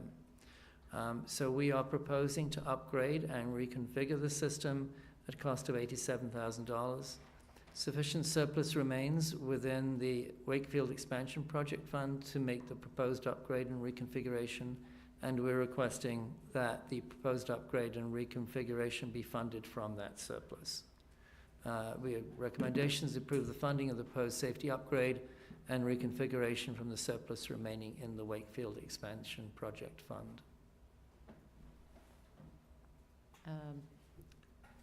Are there any speakers, Ms. Elliott? Okay, any quick questions on this item? Mr. Chadwick, you want to go on to the next item? Yes, if it's All right. there. Here it goes. Here we go. As you may know, we are building a new elementary school in the former parking lot in front of Thomas Jefferson Middle School. That construction started last summer, and this license agreement is really to formalize an arrangement that has been ongoing since construction started. It is for temporary use of the Thomas Jefferson Park tennis court parking lot and parking lane on 2nd South Street for bus drop-off and pickup operations. Temporary non-exclusive use of 6 parking spaces on Arlington. Actually, it's on school property. It's being used by Arlington County at the loading dock parking lot for staff parking, and then also use of 4 parking spaces in that small parking lot that's close to the intersection of Old South Glebe and 2nd Street. So that will be temporary non-exclusive use of 50 tennis court parking lot spaces for general parking, parent drop-off and pickup. This, as I say, this has been in place since the fall, but the executed date would be when it would start until earlier of the completion of construction of Fleet Elementary School or September the 1st of 2019. Our agreement was reviewed and approved by APS Legal Counsel. This diagram actually shows number 5 is the tennis parking lot with 50 spaces. Number 2 is the loading dock area with 6 spaces. And then number 4 is the corner parking lot with 4 spaces. Recommendation is to authorize the chair to execute the license agreement. Okay, thank you very much. Any speakers on this item? Okay, board questions? Did you? No. Ms. Talento.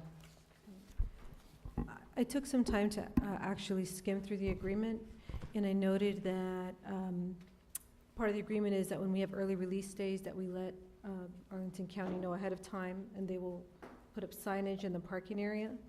And it dawned on me that what we don't have advance notice of is delays for weather or early closings for weather. So just thinking in advance, I don't know if we do something where we work with ACPD to close the streets during that time and create a detour, and you don't need to answer it, but I just wanted to put it out there as I was thinking, because it's 1 year. But if we have any delays or anything, and there's cars parked in that area, it's a very small Well, route, so unless you Ms. Talento, we do have a license agreement, and it is required under the use permit that there be a formal agreement, but we collaborate with county staff all the time around things like this, and we sort of learned that we really can't cover every eventuality in an agreement, and that's why we work around them and have good relationships with county staff to make sure that everything works as smoothly as possible. I appreciate that. I just know we're in a time of a lot of change, and with so much happening, I always figure it's always good to just double check that we're taking care of everything. Thank you. I appreciate it, Ms. Chadwick. Okay, Ms. O'Grady. Hi, Mr. Chadwick. I have just a few questions. As the construction continues, you talked about the tennis court parking area. Are we talking about using all of or having access to all of the spaces? No. Okay. It's the 50 spaces that are in the lot next to where the buildings were demolished on the corner of, I guess it's Irving Street and South 2nd Street. So they've allowed us to use that lot during the school day. Parent drop-off is in there, and teachers are parking in there.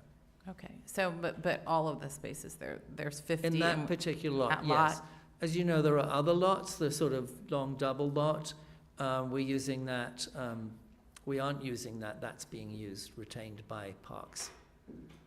And is there any concern about the community needing to use those spaces? Is it heavily used by community during the school day when those spaces might be used? I have to say that we know anecdotally that a number of teachers are actually parking in the neighborhood. They have to be, because some of the other parking lots that we've leased for the purpose aren't full. And we've had, the only complaint that's got to me anyway, is actually was related to back to school night, when a parent parked in front of somebody's entrance and blocked them in. So actually, there haven't been any complaints either from parks or from the neighborhood. Now, they may have gone to other people, but they haven't gotten to me. Okay, thank you. Okay, thank you very much. And we are now at new business. Board colleagues, do you have any new business to bring? Hearing none, we are adjourned.